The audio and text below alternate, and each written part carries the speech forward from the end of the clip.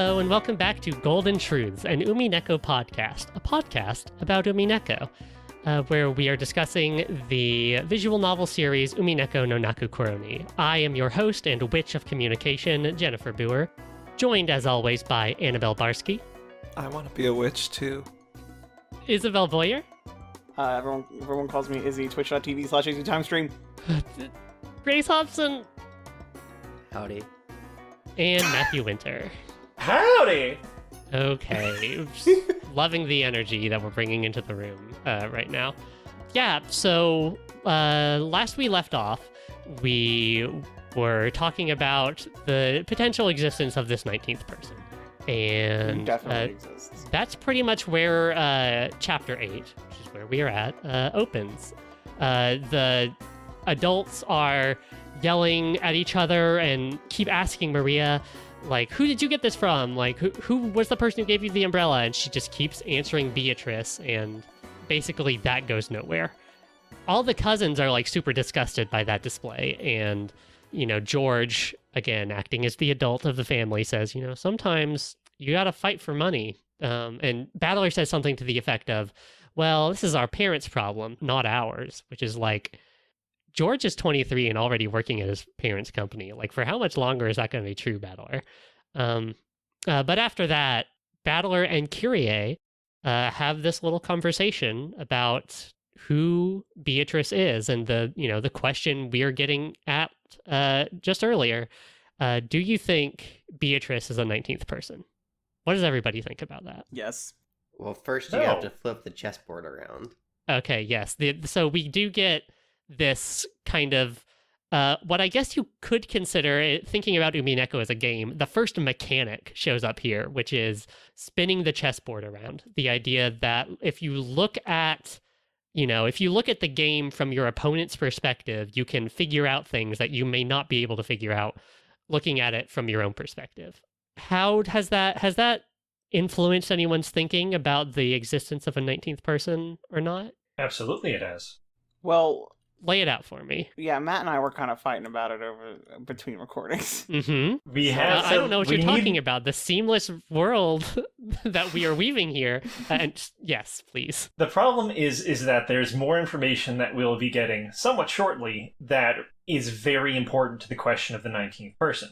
And I think that the point of this happening is to make people consider the possibility of there being someone else on the island to begin with. Because it would be very convenient for, if anything bad were to happen, to blame it on someone extra instead of someone included. I find it for that reason to be very likely that it is one of these 18 who is actually dressing up as Beatrice, and not mysterious witch woman. I see. Okay, yeah, that is a theory that I think Battler puts forward, or even Kyrie might put it forward here.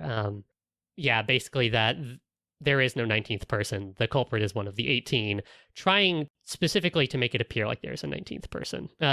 Grace or Anna, resident witch believer, any thoughts on this? I'm just, saltily in the Golden Land over here, disappointed that nobody believes in all the magic I'm witnessing. No, I mean, physically, the only thing that makes sense is if there's a secret another person, I guess. Or someone's telling a lie, but I just feel like it's easier to accept that there is some degree of magic. And we aren't there yet, but as you get to the end of this first chapter, I feel like things become less and less explicable using for sure logic and mystery novel chessboard spinning techniques. I feel like reality really crumbles into freaking dust at the end of this, and there's no other way to explain it, but it's magic. So that was the mindset I took on reading this the first time. I think due to kind of the rules that, or the theory that Kyrie puts out here, like the 19th person theory kind of becomes bound up in the magic theory. Like the idea is that the 19th person, this quote-unquote 19th person who exists, is Beatrice, a witch. Whether or not, she has a physical human body, there is some kind of 19th, at least, force in the mansion, and that is that is Beatrice. Okay, well, yeah. Yeah, you're right. Sorry. My real answer is Beatrice is the 19th person. Period. Okay. Well, Beatrice is the 19th person, but magic isn't real, so everyone can fuck off about that. okay, Izzy is still on team. There is a Beatrice, but she does live in a hut in the woods and eat squirrels. I think it's very possible, but the conversations I had with Matt during the compressed time space between now and then, In the hyperbolic time chamber. the hyperbolic Yes, time absolutely. chamber that took place in the course of 10 seconds. I mean, I think there's a lot of little bits of evidence that point towards it there not being a 19th person that don't go explained and are just kind of glossed over, but they're there. But like, we haven't gotten to that point yet, so For sure. The early goings, it's easy to kind of point out, well, maybe a 19th person exists, maybe they don't. Like, this is just something Kyrie kind of throws out just by, again, spinning the chessboard around. There's still a lot more kind of evidence and, of course, spoilers, everybody, murders to get through. So There's one other thing I wanted to point out real quick before we move on past chapter we're kind of on right now. Yeah, please. Before Rosa starts doing horrible things to her daughter in the last chapter, I don't think we actually brought up what it was they were looking for. We mentioned earlier how Maria had seen a wilting rose, and then George tied a candy wrapper on it. On their way back to the house, as it's starting to get windy and the storm's starting to kick up, she wants to go find her rose to protect it and take care of it before the storm hits. But it's missing. And it's not until the very end of the scene where Rosa is actively assaulting her child that she actually suggests the possibility of, well, someone took it then. It's too little too late, and a lot of bad stuff happens after that, but it's worth noting that theoretically, this 19th person, or the 18th, or person number 18 who is acting against everyone else, is the one who took that flower for whatever reason to get Maria out there, or whatever. I'm gonna drop a little nugget here on you guys. The mystery of the rose and where did it go, you may be able to come to a solution already about what might have happened to that rose. I'm just going to drop that and move on. Wait, what? Are you kidding me? what?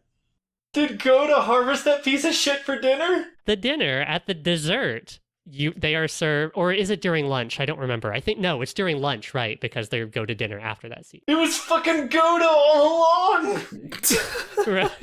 Gohda serves a rose-themed, rose-flavored dessert with, quote, rose petals from the rose garden. Oh, God. So it's not too Gohda's far. the 19th person! Yeah, Gohda's the golden witch. Oh, shit! I knew this was... Golden Witch. Well, That weird image you posted of Beatrice's body with Gohda's head makes sense now. Yes, my Discord emotes are powerful, and Gohda-trice has already established itself as a leading theory. I look forward to how you incorporate this into your arguments in the future. Fucking Gohda. I do want to give Kyrie credit, even as a non-believer in logic. Logic isn't even a real thing.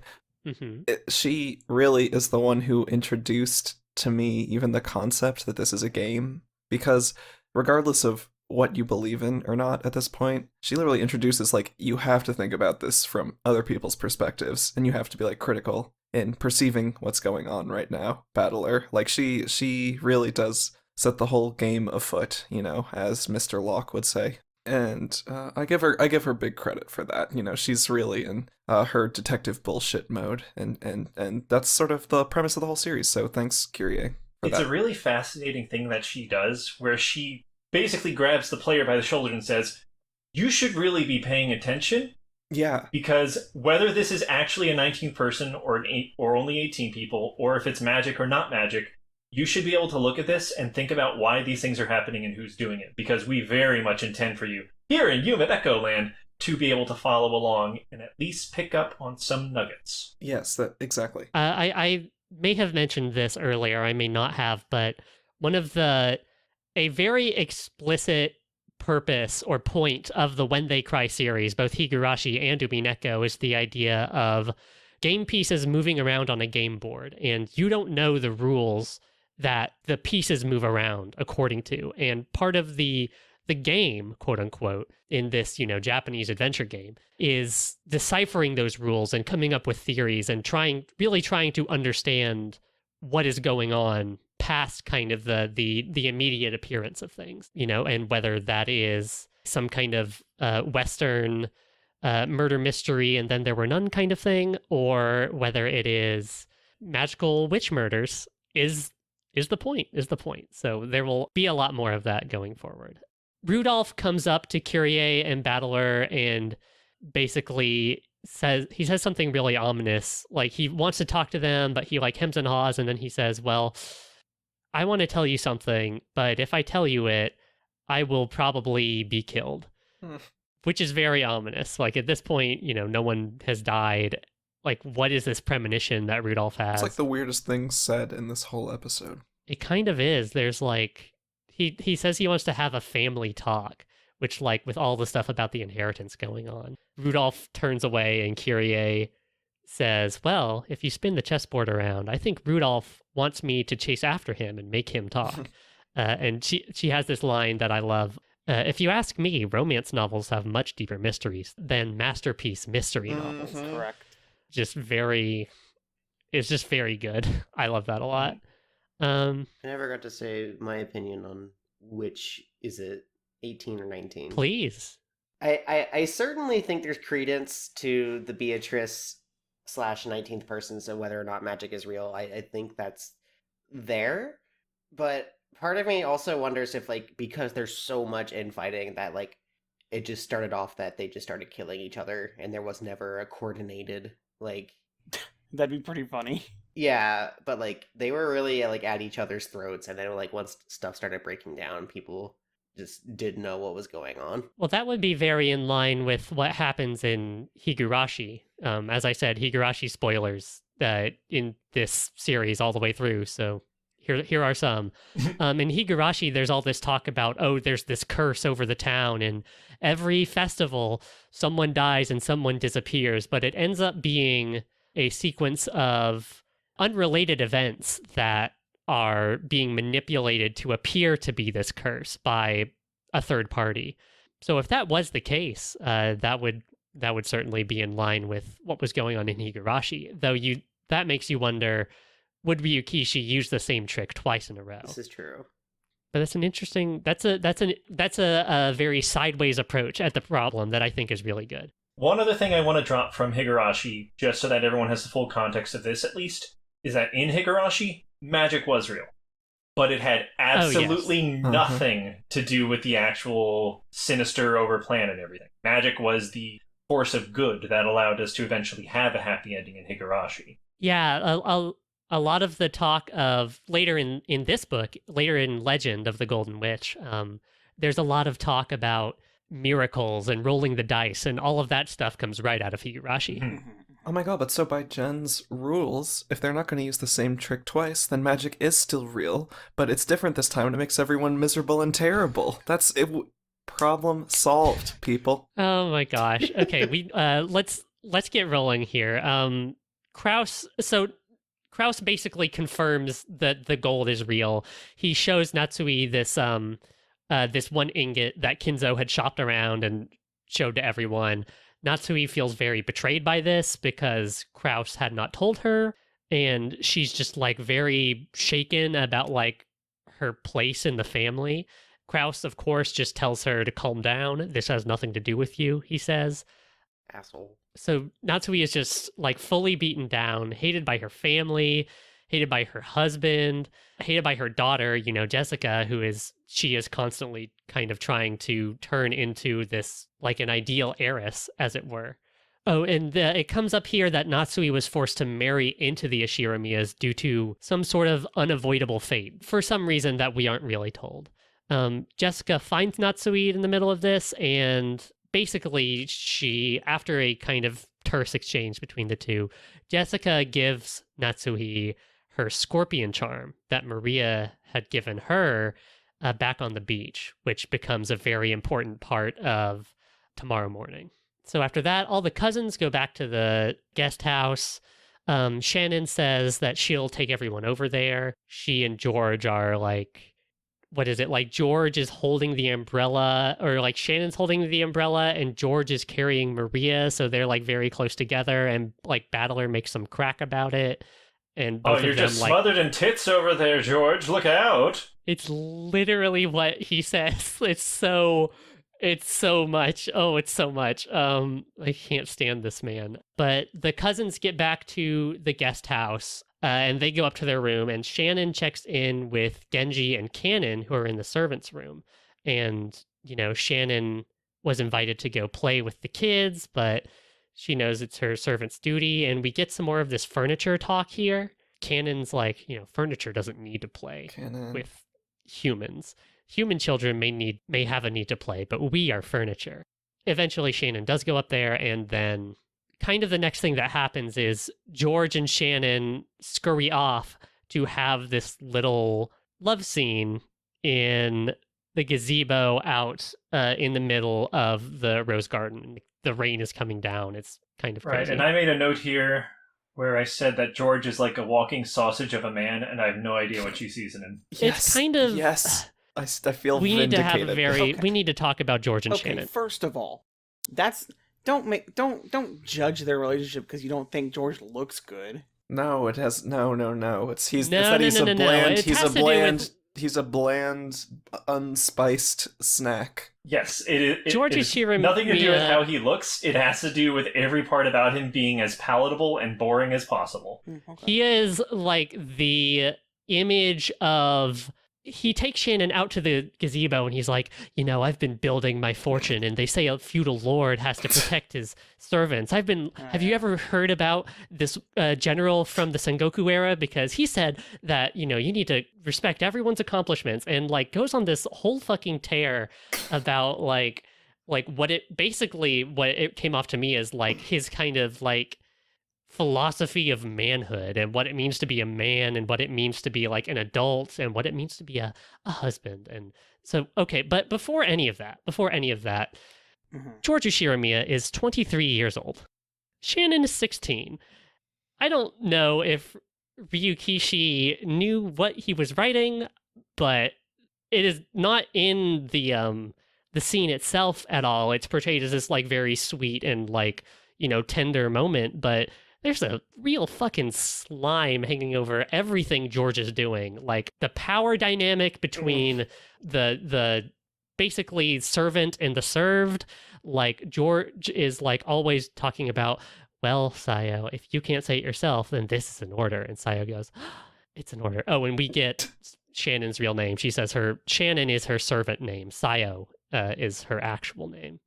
And it's just, what did anybody else think about this? Because I have a lot of very weird, conflicted feelings about this. The background of Shannon and Cannon that was revealed intermittently throughout this episode, but some of it was there. I thought it felt really gross that they had like servant names. That just totally seems like professional names. Sure, that just seems kind of gross to me. I know, it's so wild in the origin too. Beyond that, something that I thought was weird. I wasn't conscious of the age difference when I was reading it originally. Totally, me either. Yeah, that's only something I really keyed into during my reread. But something that did feel weird to me was how often that Shannon would go, I can't do that unless you order me to do it. And then George is like, then I order you to do it. Mm-hmm. Like I was like, they have a really strange dynamic. It's a terrible, unequal, totally uneven power dynamic, baby's first S&M relationship in the grossest, absolute worst, not sexy at all way possible. It really reads that way. It's like you learn about power dynamics, and instead of like being wary of that sort of thing or responsible with that sort of thing, you're like, ooh, this is kind of fun, isn't it? Let's get married about it. Is this right after the scene where Battler faces his toughest challenge yet? What would that be? He has to grab these boobs, but he can't. I think we discussed Oh, you mean like the thing where that's during Shannon's introduction, I think, where he goes to grab Shannon's chest as his funny little icebreaker, because he knows he's going to get slapped, but then Shannon doesn't move to like hit him or anything. She just like blushes demurely, and he's like, oh no, I'm going in for the kill. And like Jessica Yeah. like smacks Like, him. Is it's that a it? dumb scene and everything, but, like, that is basically the dynamic between everyone with Shannon, because she is that submissive to the authority of the Shiramia family.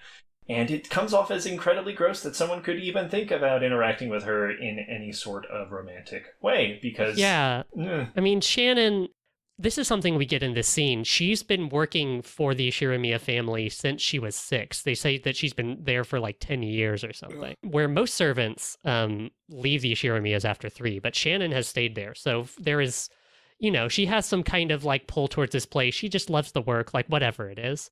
And yeah, like the fact that George is in this relationship with her at the same time, I think, you know, to spin the chessboard around, you have to look at this from Shannon's perspective as well.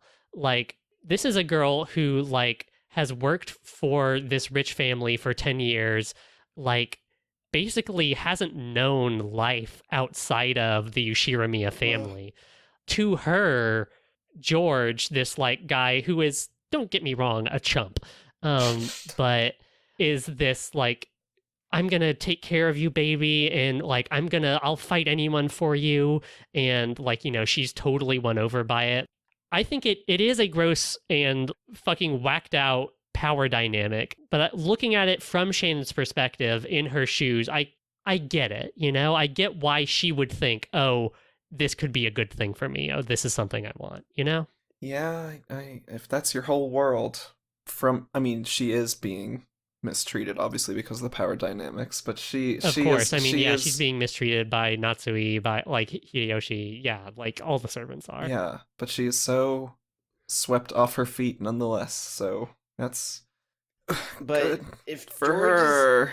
If George has liked her since they were kids, that means I was like an 11-year-old being like, I have a crush on this 6-year-old. That's the other thing, is that like we know that there is some amount of history to this relationship, and as gross as 23 and 16 is, like the more you roll back their ages, the kind of worse it gets. Like it is, again, I can't tell, like reading this scene as is, I can't tell if Ryukishi knows what he's writing, or like, because it never really comes up like, yeah, baby, you know, I'm 7 years older than you, or whatever the fuck, but we're gonna get out there and do it. Like, it just, I really don't know. I really don't know. I feel like we're talking about some things that are presented critically that are difficult to bear, and some things that are not presented as critically. I feel like that is not presented very critically. Exactly. Because, yeah, totally. I think parts of this, like, Ryukishi knows exactly what he's doing, and parts of it just feel like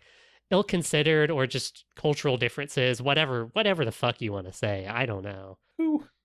So yeah, there's all that. George offers Sayo this ring, and she's, you know, I can't put on the ring, and George says, I order you to. And Sayo says, okay. That is not Sorry, what I George order you to says. consider it. No, it's I order you to put it on, but you choose what finger, and depending on what finger you choose, that will give me your answer. Yes, right, yes, thank you.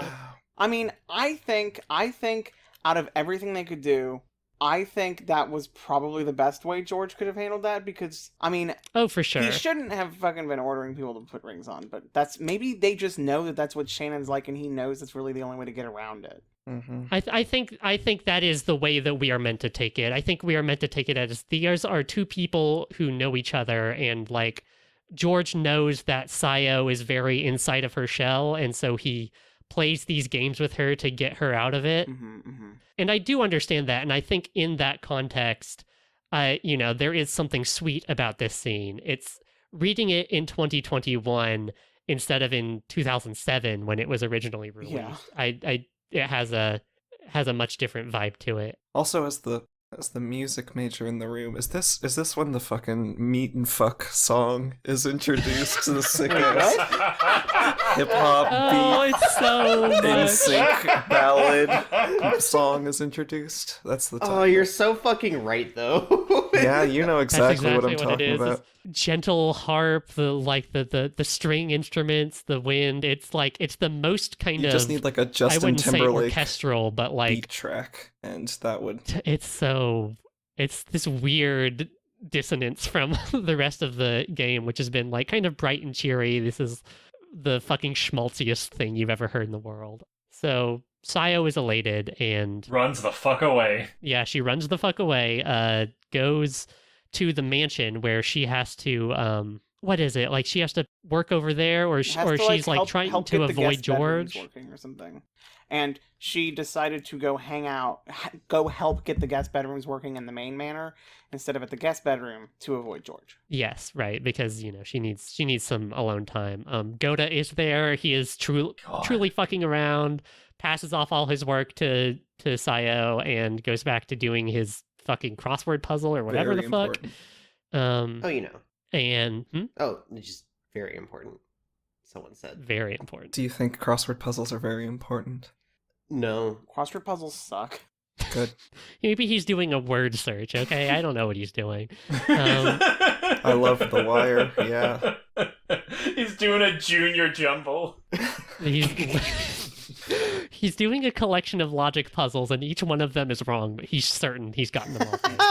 He's reading the I Spy books, but can't find anything, but is trying to play it cool. Oh no. Literally. So Shannon goes out to, check all the windows, make sure everything's locked up, and she sees something sparkling in the corner of her eye. And the clock strikes midnight, focus on Beatrice's portrait, and we get a roll call of basically where everyone is right now. And we also get a Steam achievement. We do. You get a Steve achievement. God, I don't remember the text on it. It's some Umineko ass thing. It's like it's the great. the pieces are in place. It's so good. I love how every literally at this point the whole vibe is like the setup is complete and now All the achievement's called 2400, so like military time for midnight. All of the pieces are in place. What will you see on the game board?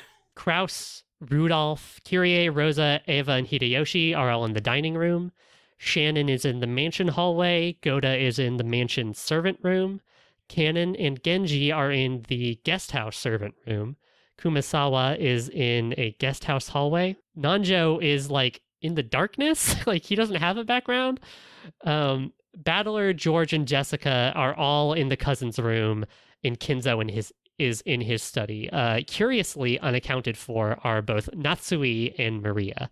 Maria, we can assume, is in the cousin's room with Battler, George, and Jessica. And Natsui, we can assume, is in her room, but we can assume a lot. Can I say something potentially dumb? Because I've already proven myself wrong. Please. Natsu and Maria both have their charms, so perhaps whatever vision the narrator is why we are not seeing them properly. However, Kinzo is in his study, which has a charm etched onto the doorknob, so that already proves that theory is wrong. And Maria doesn't have, well, maybe she has more charms in her bag. That's a devil's proof. But like Battler still has his.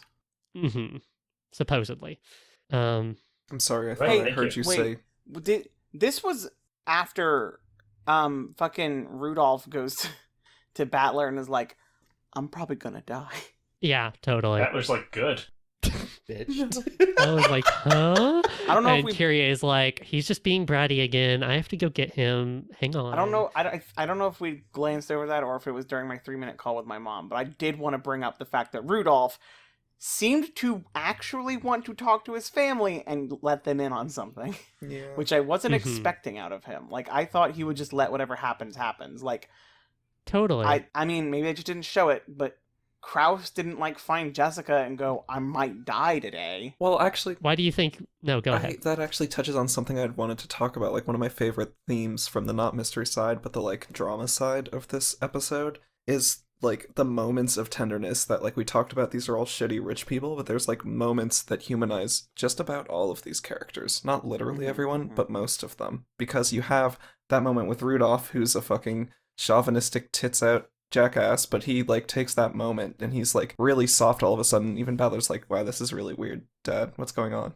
And then he dies, but, But also you have Natsui, if you're talking about Jessica and who, her dad, well, Crest doesn't exist, but Natsui has a tender moment with her daughter where it's like, Jessica's been upset, and Natsui's like, you know what, thanks for the scorpion charm. I hope things are okay with you.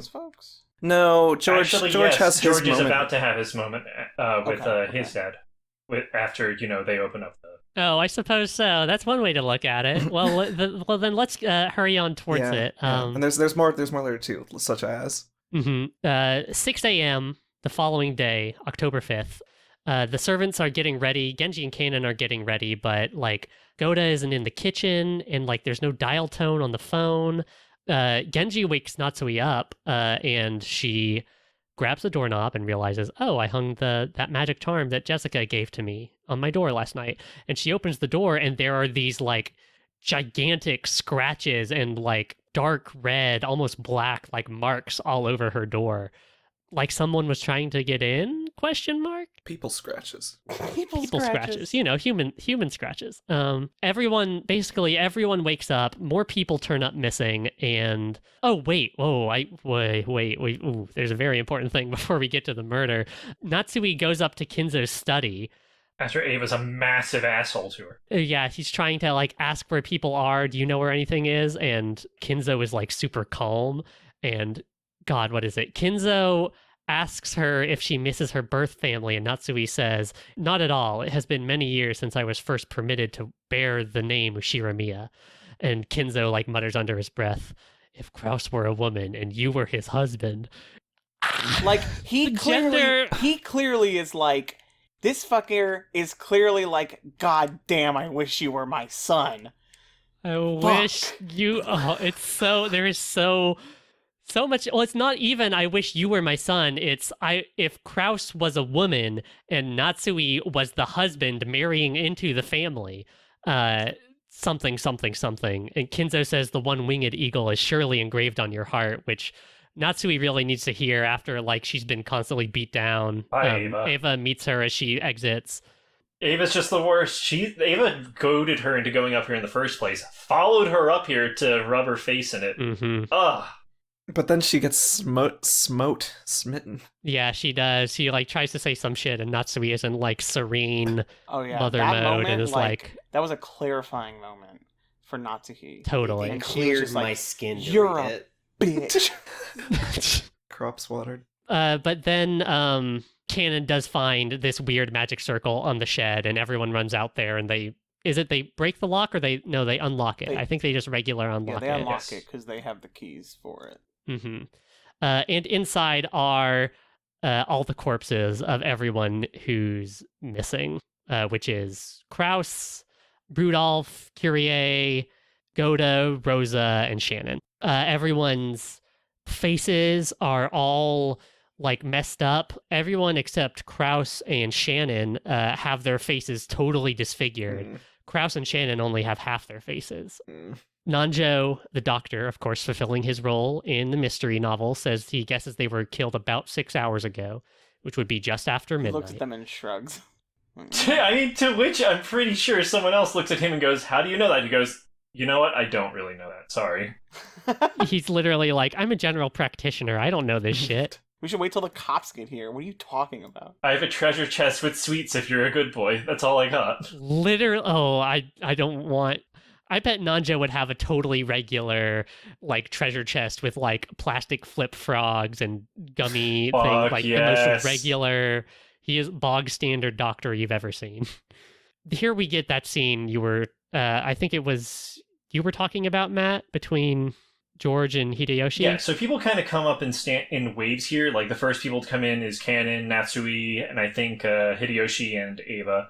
And then up next comes Badler and Jessica, and then following them is George and Maria, I think. Mm-hmm. Thereabouts.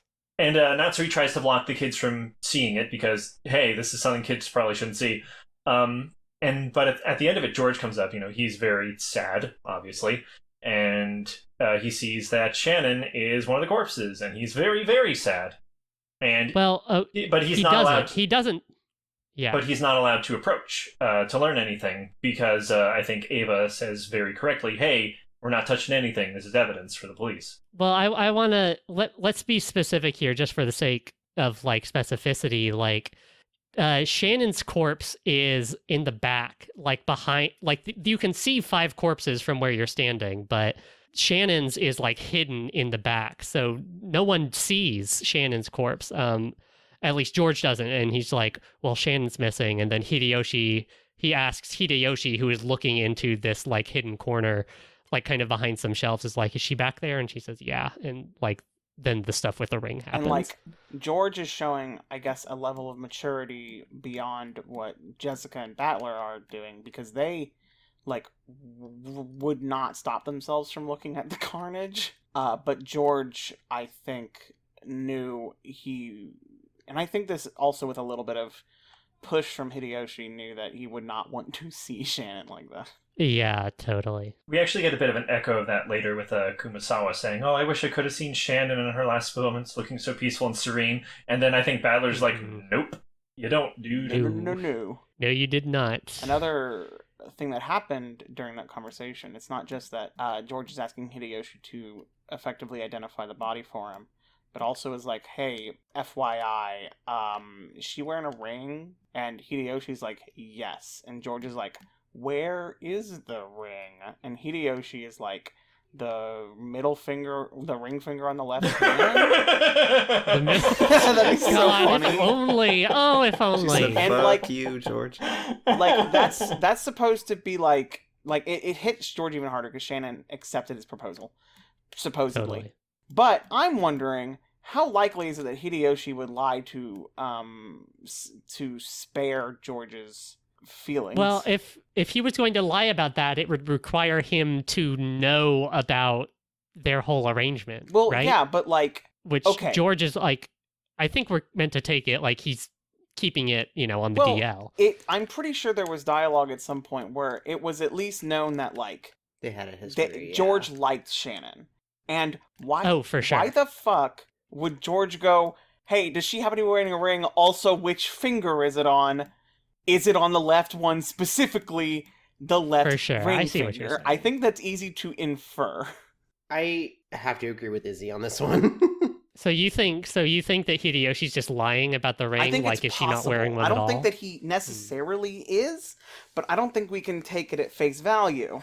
I don't think on the flip side, let me try this again. On the flip side, I think there is no reason for him to lie because it doesn't come up in any context at any other point that the ring is significant in any way except for George's happiness.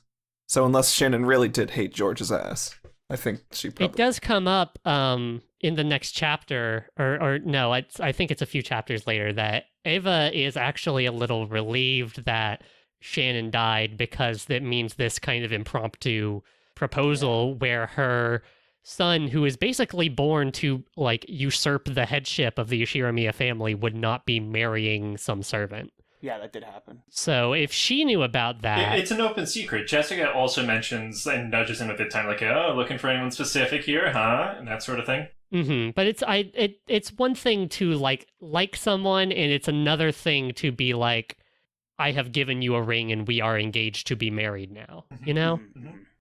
We can talk about who knew what, maybe a little later. The hot goss. Yeah, the hot goss. There's a lot of hot goss. Everyone goes back inside. It comes out that due to a variety of factors, there is no way to contact any other island. There's no way to get off the island. They are stuck on here until the typhoon passes. Kumasawa finds blood in the dining hall, which everyone kind of agrees is probably where the murders took place, or at least some of the murders took place. Right, the Eva and Natsui go up to Kinzo's room to like try and let him know about shit, and he's not there. Eva's worried, Genji's like, well, there's a bed and a bathroom up there, so I don't know, there's not really any reason to leave. And it's we haven't known Kinzo to leave at all so far. But after this, Battler and Eva have a chat, and Battler does some thinking on his own about what is going on. I really like that chat. It's a good chat, right? There's a lot of good stuff. Well, does anyone have any thoughts on specific parts from that chat, or any theories they want to put forward here and now about the murders that just took place, or just kind of how the situation has evolved? I can tell you my exact thoughts from when I read that. Sure. Because what Battler does is he basically has an internal chat where he thinks about Kyrie and everything and what just happened and why things are like they are. And I took that to heart and I expanded on that in my own way, and I had some fun with that. So I think we both read it differently, but with the corpses, only 2 of them had their faces mauled beyond recognition. And that was Rudolph and Kyrie. And being someone who is familiar with mysteries, that means that there is a very good possibility, since they are faceless, toothless people who are recognized only by their clothes, that those are not actually them, or at least one of them is actually faking their death. Mm-hmm. Later on, we're asked the question, when is a number greater than 18 but less than 19? And the answer is very obvious. It's when you miscount. It's when it's 8.5. Ah, damn it, you got me. What does it mean to be half a person, Izzy? Furniture. Well, what it means to be half a person. Okay, we're getting into my theory now. let's let Matt finish. Yeah. Do you have anything else? So that's kind of the first part of it. The other part of it is the people are, and it's said by, I forgot his name, Dr. Man. Oh, these people weren't... Nanjo. Nanjo goes, these people were beaten up like this after death. That's super weird. And Battler asks himself the question, why did this happen? Why were they made to look like they're like this after death? And the answer is very obvious. To make it look like they were in an extreme amount of pain. To make it look like they died painfully, when that is not true. My personal theory is that they died poison. And then they were mauled after death, and then moved there. I see. Beatrice thoughts over here, dear. Izzy, what are you thinking? Okay, so a lot of what the questions come into with the numbers. When it's 18, greater than 18, but isn't 19 or whatever. I think we as the readers and the characters spend a lot of time treating Kinzo as a solo operative. Because, so there's the moment where Natsuhi and Eva go up, and they're like, oh no, where the fuck is Kinzo? And everyone's like, wonder where the fuck Kinzo is. And they talk about all these possible ways that Kinzo may or may not have been up there. Everyone seems to be disregarding the fact that there are 3 individuals on the island who supposedly aren't blood related, another theory of mine, but do wear the symbol of the house, which even the spouses of the children don't have. Because yes, that's specifically Shannon, Cannon, and Genji are servants who are allowed to wear the one-winged eagle. They are so important to Kinzo as furniture or whatever that they are pretty much, at least especially Genji, are completely dedicated to him.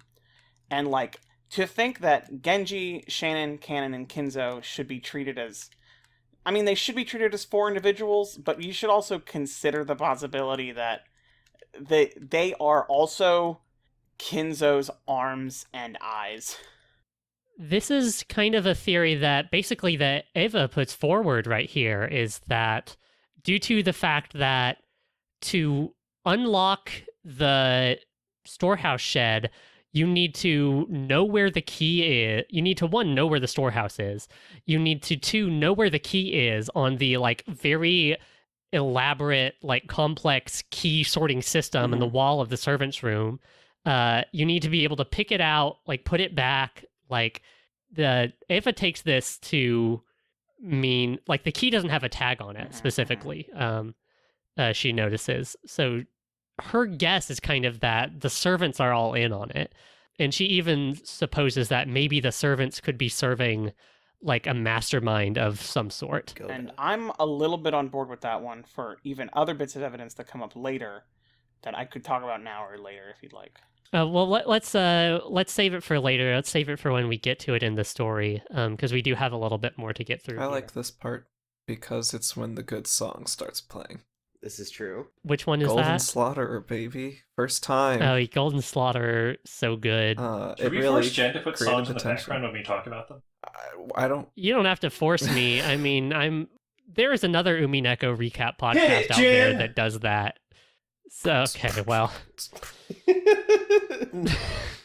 Whether or not there's music playing underneath this right now, the song is very good. Golden Slaughterer is kind of where, I mean, the moment with the shed and all the corpses is kind of when, Umineko kind of becomes itself, when it says, here is the big thing, and here's all this gruesome murder and these, banging club harpsichord tunes. Like, it's awesome. It's it's horrible, but it's awesome. Yeah, I was at once horrified because of all the drippy, squishy blood sounds and the screaming sound effects and all of that and the sound novel stuff going on, and I was basically pulled through it by the awesome song. So yeah. Really good. A couple other things happen in this chapter. Maria identifies the magic circle that was on the shed. It's the 7th magic circle of the sun, which Maria describes and draws in perfect detail. She notes that there's Hebrew in the magic circle, which is the text of Psalm 116, 16 through 17. The Lord has freed me from my chains. I will offer to you the sacrifice of thanksgiving and will call upon the name of the Lord. So Maria says that basically the corpses weren't there. The magic circle wasn't there for the corpses. The corpses were there for the magic circle to like power it in some way to perform whatever magical ceremony that is going on. Nobody really likes this. See, here's why magic is real, is because who else all of the 18 people on the island would freaking know that? And it was not Maria who killed all these people. That's a point. Battler brings that up. The magic circle, the culprit was able to recreate it perfectly late at night, standing in the pouring typhoon rain with an umbrella in one hand. And it's not like the magic circle that Maria draws and the one on the shed match like perfectly. Everyone says it. That it like, so the only people on the island who are really into this occult stuff are Kinzo and Maria, which if you believe in a human culprit, like, what is that there for? I also wanted to say, go ahead. Kinzo's trying to summon Beatrice or whatever because he's horny for her. Good for him. And this is an important theory I think we need to consider. Everyone's like, okay, only Maria or Kinzo would have it, and I think that is, again, spitting in the face of the idea that Kinzo has 3 servants acting as his limbs, because... Well, 2 now. It's also spitting in the face of another idea, which is, we know everything about these people. Like, there are 18 people on this island. We're assuming there are 2 people who would know anything about this. And I think given the fact that, 1, the characters only meet each other once a year, they don't know each other that well either, all things considered. And 2, we're looking at it from their perspective, and we're looking at it from our perspective. And it's just, we're missing a lot of the in-between. They could be doing anything between these times. There's nothing to say that Krauss didn't just find a book the day before and just like, oh, that looks like something I could use. I'm not saying it's Krauss. I don't think it's Krauss. He sucks. Oh, it's Krauss. Oh. No, it's Gohda. I'm so looking forward to the end of this podcast, Matt, to talk with you specifically. Okay, that felt like you're letting us know that it is Krauss. No, I don't want to skip forward. But that exact attitude that Matt is employing right now, I don't know. Krauss found something and someone did something, is directly addressed in the first epilogue. We'll get there. We'll get there. Yeah, it is. It's fun. Very much looking forward to that. Natsui comes back and Natsui leaves at some point and then returns with a gun. And she has this gun that is it's one of Kinzo's guns. He ordered it from America. It's a short-barreled Winchester from an old cowboy series Kinzo liked, which is actually the real TV show Wanted Dead or Alive, which aired in like 1958. I think you'll find it's Wanted Alive or Dead with Steve McQueen. Steve McQueen, so good. Very Disneyland. I love all of that stuff. Western gun, Western names. What does it all mean? It means that Kinzo is a fucking Westaboo. He's literally... My name is... God, what's it? My name is... Slim Shady? Kobayashi Johnson? No, there's some famous... Copy pasta. Do I need to look this shit up for you? No, He's it's like wearing fine. like a fucking cowboy hat and everything. Yeah, he's wearing the cowboy hat. It's so good. Rawhide Kobayashi. Yeah, Rawhide Kobayashi is so good. Kinzo is Rawhide Kobayashi, is what we learned from this exchange. God. That all happens at around 9 a.m. and then everyone just kind of bums around until 1 when Battler kind of barges in on the servants cleaning up from lunch and he basically grills them for information about Beatrice. Canon says that the Witch of the Forest, like the ghost story that Beatrice is a witch who lives in the forest, so don't go out into the forest at night, kind of story that was passed down to the siblings and then the cousins. Canon says it's real, and Genji says that Beatrice is a real person who gave Kinzo his gold and worked with him for many years, since before the mansion was built, and probably longer than Genji has. This is word out of Genji's mouth, who has so far been like pretty reliable figure. Battler asks if Beatrice is on the island, and Kumasawa says that Beatrice has no form, and Genji says, yeah, she'll only show her body to common people like us if she wishes it. This is the part where everybody is looking at a spot exactly 1 foot behind Battler. That's something he does not see. Stare behind Battler like they're cats. It's all the servants that are left alive, so it's Canon, Genji, Kumasawa, and then Maria comes in and joins in on it, and they all stare at this spot exactly 1 foot behind Battler, and Battler turns around, and he doesn't see anything. Doesn't have the right wavelengths. Yeah, Maria says that. He has a mismatched wavelength, which is so good. Battler, your hurts sucks. Your hurt sucks. You don't know what magic is. I do also... I wanted to mention, like, Maria's, like, whole attitude change, and, like, I think they... Yeah, totally. So, like, it was mentioned, like, last episode, like, how she was able to, like, recite things perfectly, but... And, like, we didn't really hear, like, any attitude change aside from that. But, like, when she starts describing the circle, we get her, like, I think it's important to note that she wasn't even fazed that everyone died. Like, she was just like, okay.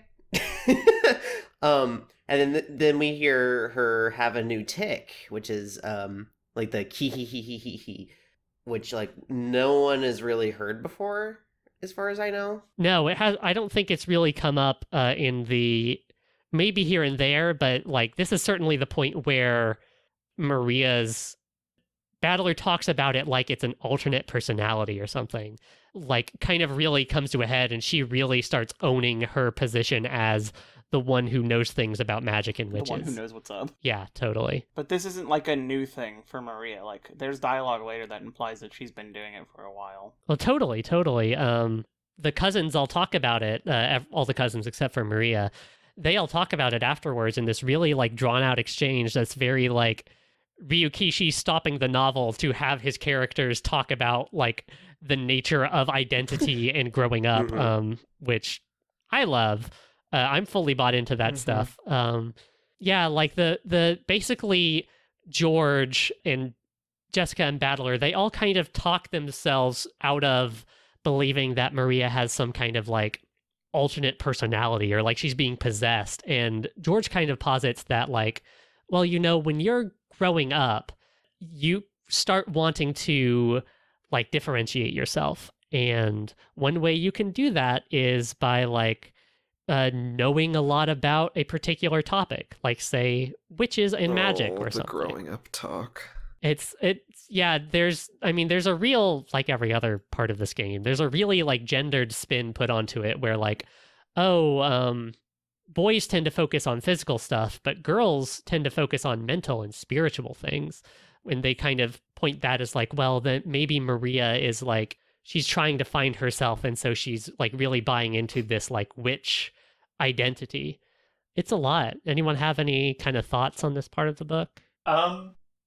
It's not directly through the characters and everything, but I found myself nodding a decent amount through all this just because of, like, I have certainly known the person who thinks they have figured out a greater truth and that they are truly enlightened more than anyone else. Sometimes it's religion, sometimes it's a conspiracy theory of some sort, but, like, that's become more and more true as the world has gotten both bigger and smaller. Like, in 2007, it wasn't as true as it is now. Like, QAnon and stuff like that could only get so big because of people who could see the bigger truth. And it's just something to make you feel special. And I don't want to be mean when I say something like that, but that's genuinely how it comes off to me, is this is something that makes me special, is that I have the actual real knowledge that no one else does. Well, I think something that might be equivalent for us in our particular kind of internet cohort is, like getting into fandom and stuff as, you know, a young kid on the internet, like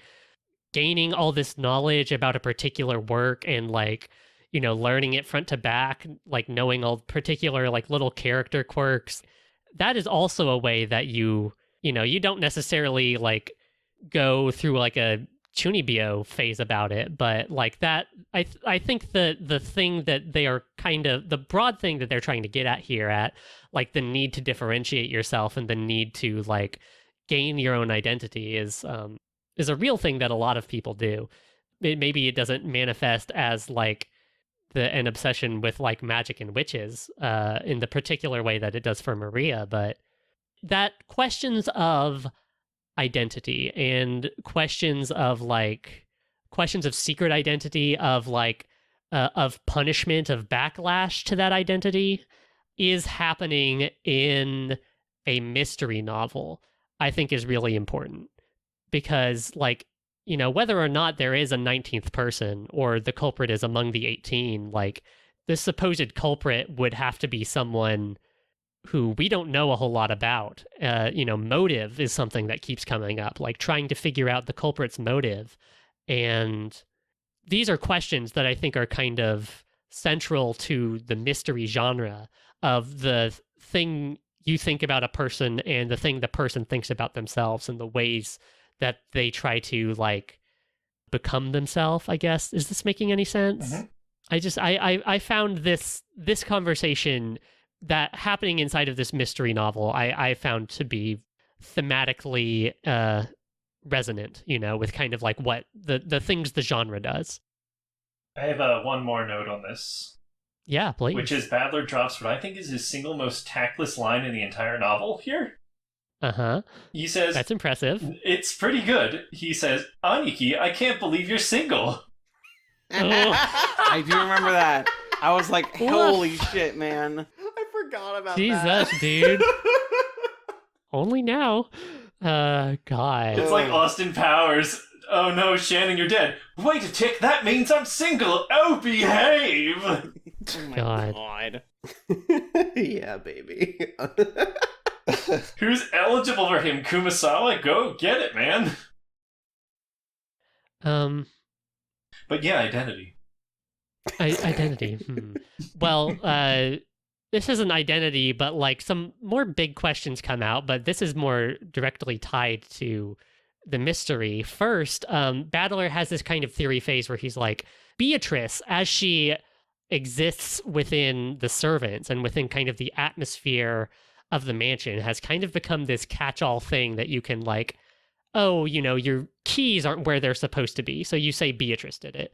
Or, oh, I can't find my shoe before I have to go to school. Oh, Beatrice must have taken it and put it away. Like, she kind of becomes this sort of little catch-all explanation for unexplainable coincidences. So Battler theorizes maybe the culprit is trying to frame Beatrice, as it were, which I think is an interesting theory.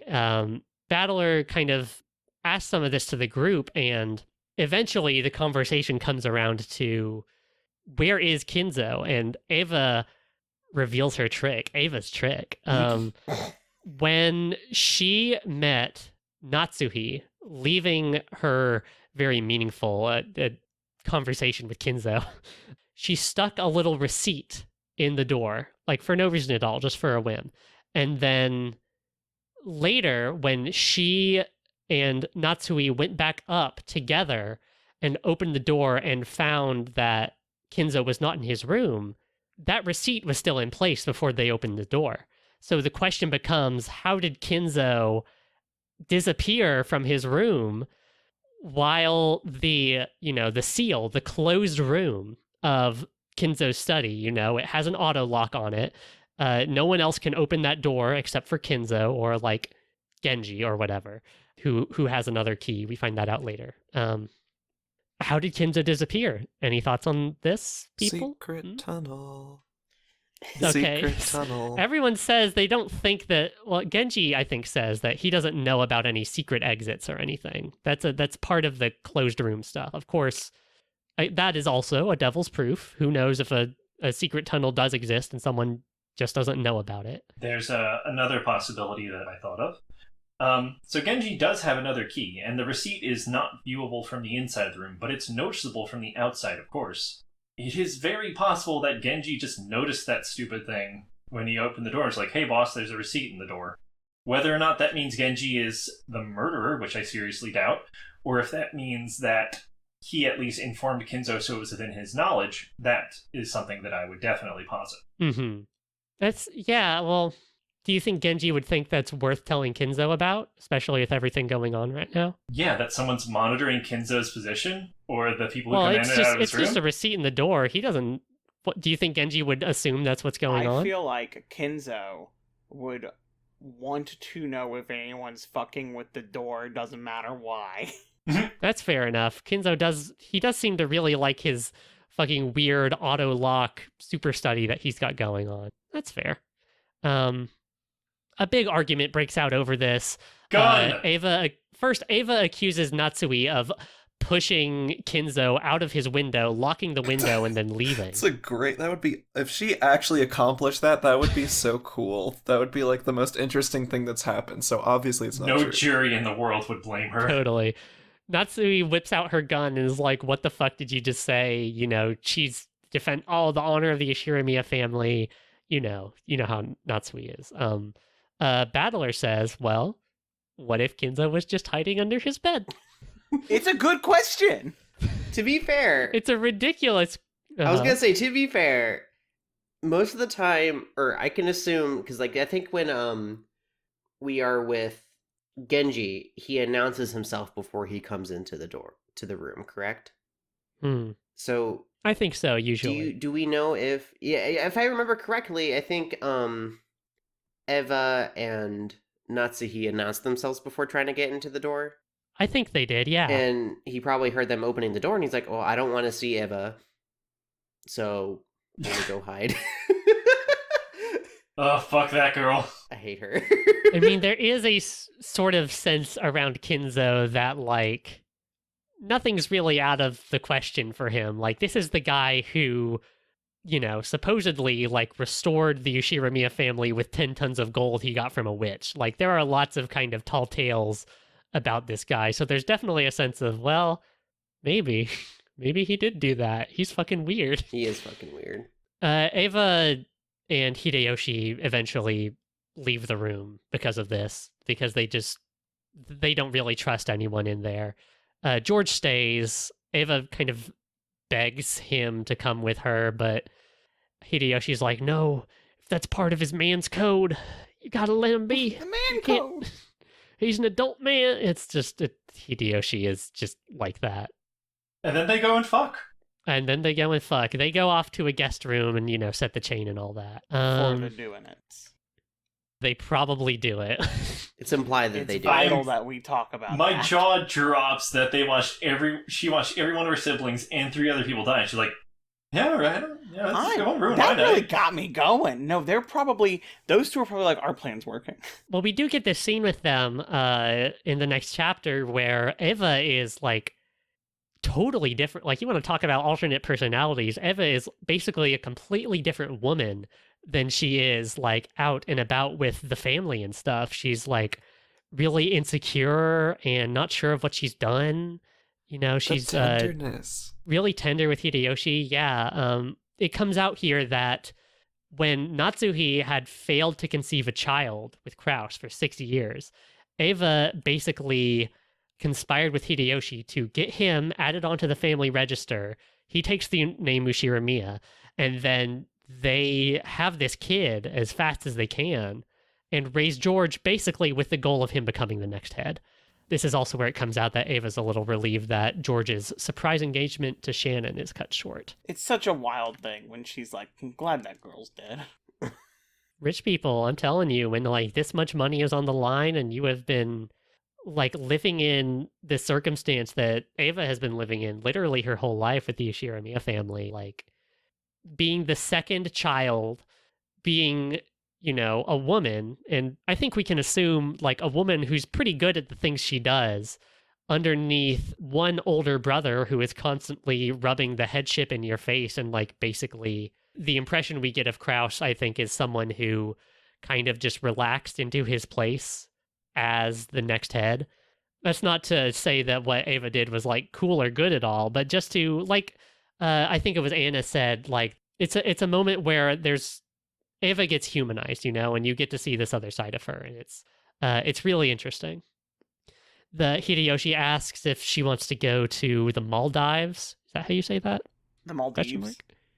Maldives? I'm pretty sure Hideyoshi asks if they want to go on a vacation after all this. And Ava's like, oh, maybe in a few months. And Hideyoshi's like, no, right now. And it is like death flag central. Like, you can see it coming from a mile away the second that Ava is like so soft and tender with Hideyoshi. Like, oh, these two are about to fucking eat it. And then they do. Well, first they fuck and then they eat it. Okay. Yeah, and then they bite it. You know what I mean? Whoa.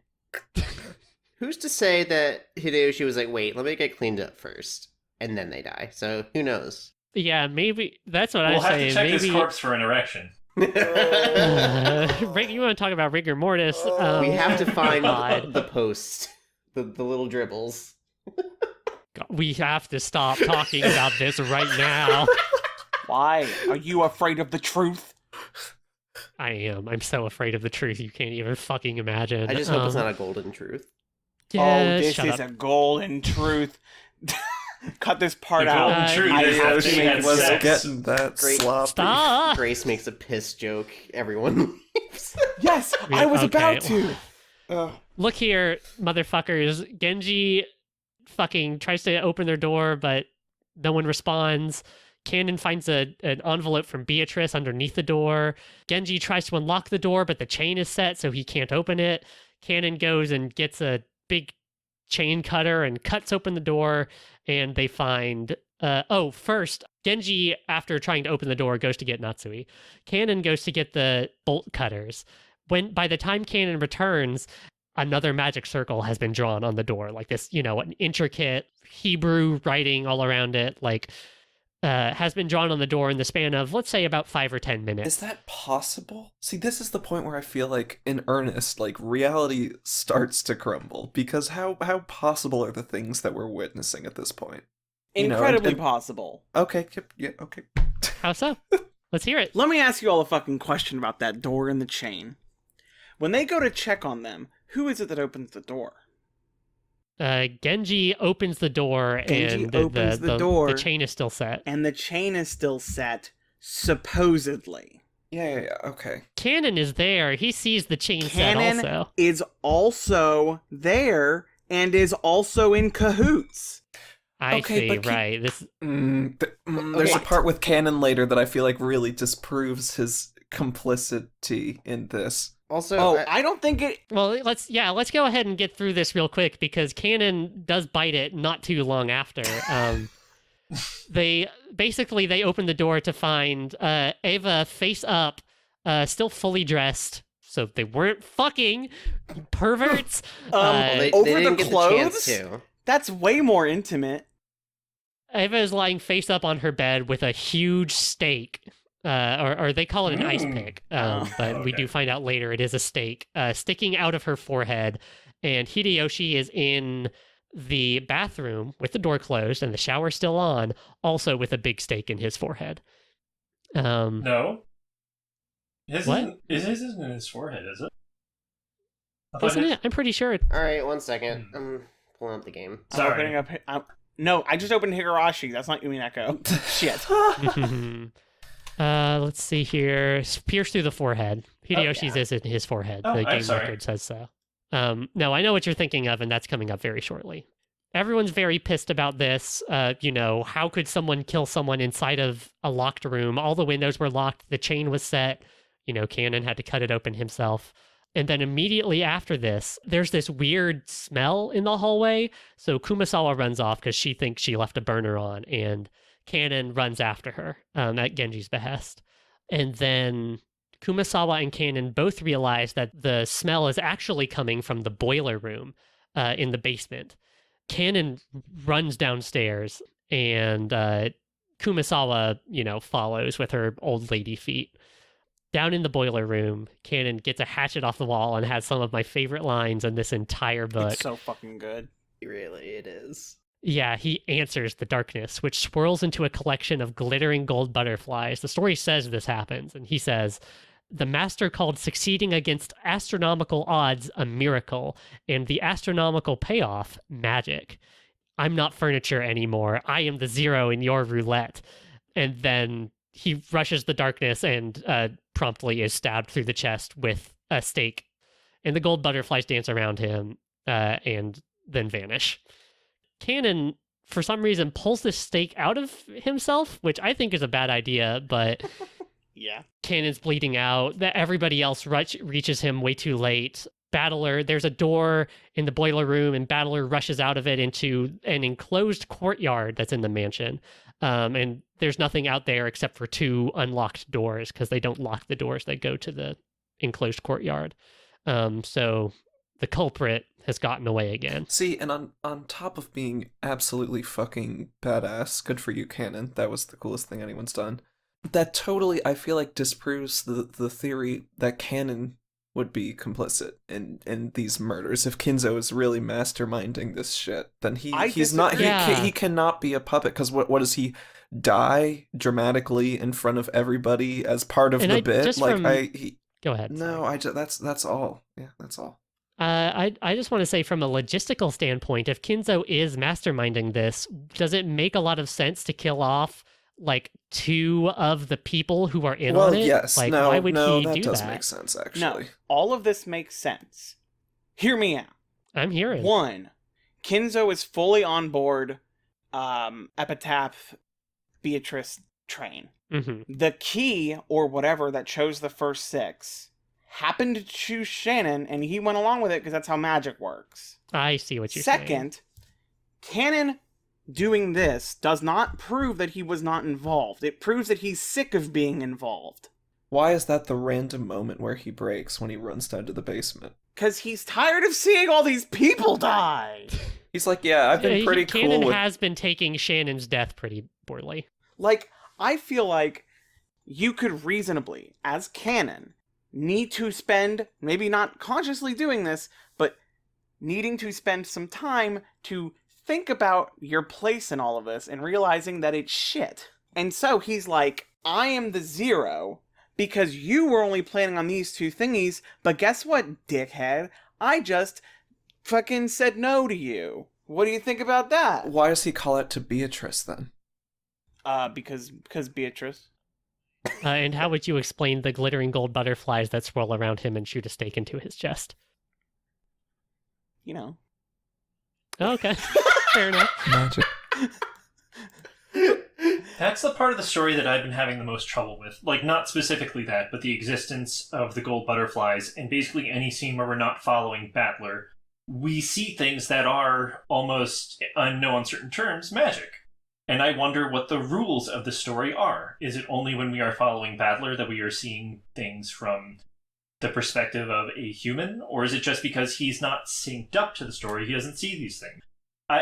I don't believe that magic is the cause of everything that is going on. At best, it is just a tool being used by one of the 18th to do anything. But that doesn't mean that I need to dismiss magic out of hand or the existence of a 19th person. It'd be foolish to do that. It is something to constantly be thinking about is this real or is this not? And what are the rules about what we are being told? What is the narrator, and what do they have to gain by showing me this? I have theories. Do you have any suppositions about those rules so far? Well, out of nowhere, I just randomly had the thought of, I think that Rudolph is the person inside the boiler, but... Oh, like okay, yes. So inside of the boiler, they find the thing that was putting out the weird smell. It was a corpse, which Genji identifies as Kinzo because of... Right, because of the 6-toed feet that he has. Polydactyly is like a trait, a genetic trait in the Ushiramiya family that's associated with like good luck. This was why he was chosen to revive the family all those years ago. It's because of his good toes. Great toes on Kinzo. So, a cat? I wanted to argue against it not being Rudolph, because you think that like that being the case would make it to be the point of like Battler would be something like, wait, my dad had 6 toes too. Like it could, like I feel like that would have How been often are you something. looking Yeah, at your yeah. dad's Tell me more toes? about Rudolph in the furnace. Mostly, I'm thinking about the possibility that Kinzo is actually still alive. I'm just thinking as we were going back through everything, if Kinzo is not in the boiler, then he could still be an actor because the two corpses cannot be properly identified who were supposed to be Kyrie and Rudolph. Which would still mean that there is a, quote, 19th person who is the corpse that is being used inside of that shed, which I don't like, but it might be a possibility that they had a cadaver. Yeah, just a bonus cadaver. I know. Well, I don't like the it. thing about... No, please, Grace, go ahead. I mean, they did say they had servants come in and out over the years. Who's to say a servant just had an accident and they got shipped away, but rich people shit, and they were like, no, actually, you're dead now. We're gonna keep your corpse here. Well, I think it's important to note that, like, Nanjo is, like, no expert of identifying corpses, but I feel like anyone in the family would be able to tell a fresh corpse from one that is, like, That's fair. even, like, a couple days old. Yeah. That's why Kinzo being in the furnace is so important, because sometimes burning can be used, or Kinzo, in quotes, Kinzo, if we say it is Kinzo, that could be used to disguise the time of death, maybe. So, Which is a point that's been brought up. Not specifically that furnace was done to describe it, but the possibility of things being done to hide the right. is brought up in the story. For sure. And I mean, if Nanjo's in on all of it, then all of the shit is bullshit anyway. So after this, basically everyone decides that fuck this. By this point, it's 8 p.m. Everyone decides fuck this. They all decide to go up and hole up in Kinzo's study. Oh, Cannon! They rush Cannon away to like the servants' room. Like a bunch of the George and Jessica and Nanjo and Kumasawa, I think, all try to save him, and he doesn't make it. I really like Maria being like, Beatrice is going to revive soon and take us all to Golden Land. And it's like, how could you know this? And it's like, she fucking read the inscription. Oh my god, the fact that they... what's going on. So, it's so fucking funny. Drives me fucking crazy. We haven't said it yet, and the characters won't realize this for a little while longer, but yes, all the murders are happening in accordance with the epitaph. I forgot to mention Kinzo has a big stake coming out of his forehead, which is the 4th Twilight. Chest is the 5th Twilight, gouge the chest and kill. Eva and Hideyoshi were both tear apart the 2 that are close. And of course, the 6th chosen by the key in the store shed. Yes, but this is another murder trope where it happens in Apollo Justice, where it's, well, the murder happened according to the song that was written in that one. And it feels a lot like this is being done to try to disguise when people are being murdered. Like, yes, the 2 who were close were killed, and then we found Kinzo, who was killed in his head, but obviously he was killed before them, so that doesn't add up. No, it if they does were add supposed up. to be killed if they were supposed to be killed in the correct order for the revival to happen, then it's already messed up at that point. I mean, who's to say they just didn't keep Kinzo in the basement? How do you know Kinzo was killed before the garage people? No, I'm not saying Kinzo was killed before the garage people. I'm saying that he was killed before Hideyoshi and Eva. How do you know that? Because his body's a charred corpse, and this is all taking place over the matter of 5 minutes. No, that's it. No, Matt brings up a good point. Genji specifically notes that the flames in the furnace are usually kept very low, which means that Kinzo would have had to been burning for a long time before the smell actually started to leak out into the mansion proper. I mean, did they mention whether or not they turned the flames up? No, that's what I was wondering. They don't. I don't think it's ever said what. It might I just don't be think because so. it's nighttime, the heat kicks on. It could be. I mean, it is, Like- October? Yeah. Where's the thing? Tips. Genji says the flames were usually kept low in the furnace, so the body had likely been burning a long time, but we don't actually know if it was. And if Genji's in on the whole thing, then that's all bunk. It's the thing about anything anyone tells you in this book. I don't think Genji's word changes the way fire works, but that's just me.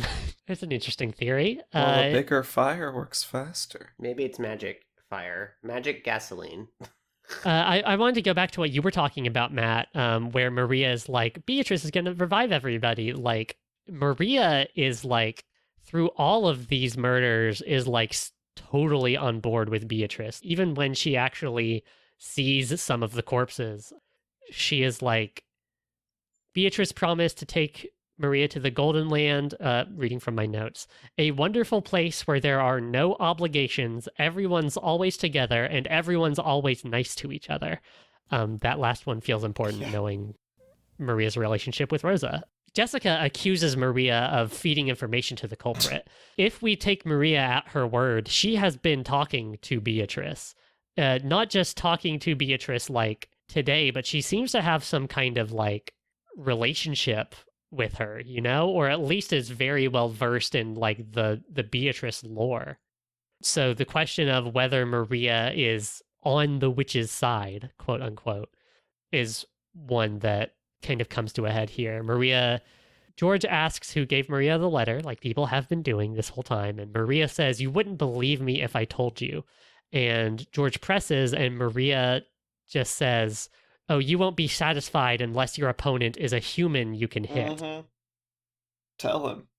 Yeah. And so I think they start hitting her at this point. Battler, so talk about like family violence being kind of normalized.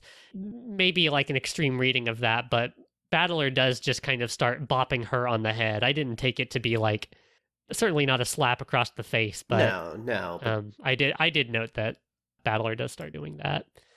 Anyways, they all go up to the study. There's only 2 keys to the study, Genji's and Kinzo's. Yeah, Genji got Kinzo's off of his corpse just then. Off the corpse that is purportedly Kinzo's. I should be specific about It's that. a really elaborate setup, if it's not Kenzo. It is. They go up there. They find that the door handle has the same kind of scorpion inlaid on it that was on the charms that Battler and Jessica got from Maria. So they all hole up in there. Reasonable.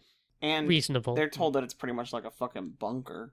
Basically, yeah. There's like, not only is there like a bed in there, there's like a full bathroom and like a little kitchen.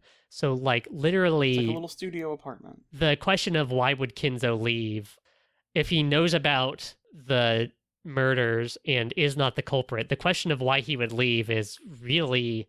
You really have to wonder what could make this man leave this room. Did Eva and Natsuhi check the bathroom?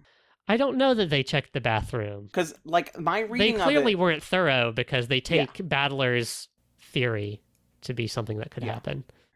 But they all get in there, and Kinzo is not in there now. So at the very least, he's not there. Plenty of time to presently. leave and jump and throw himself into a furnace.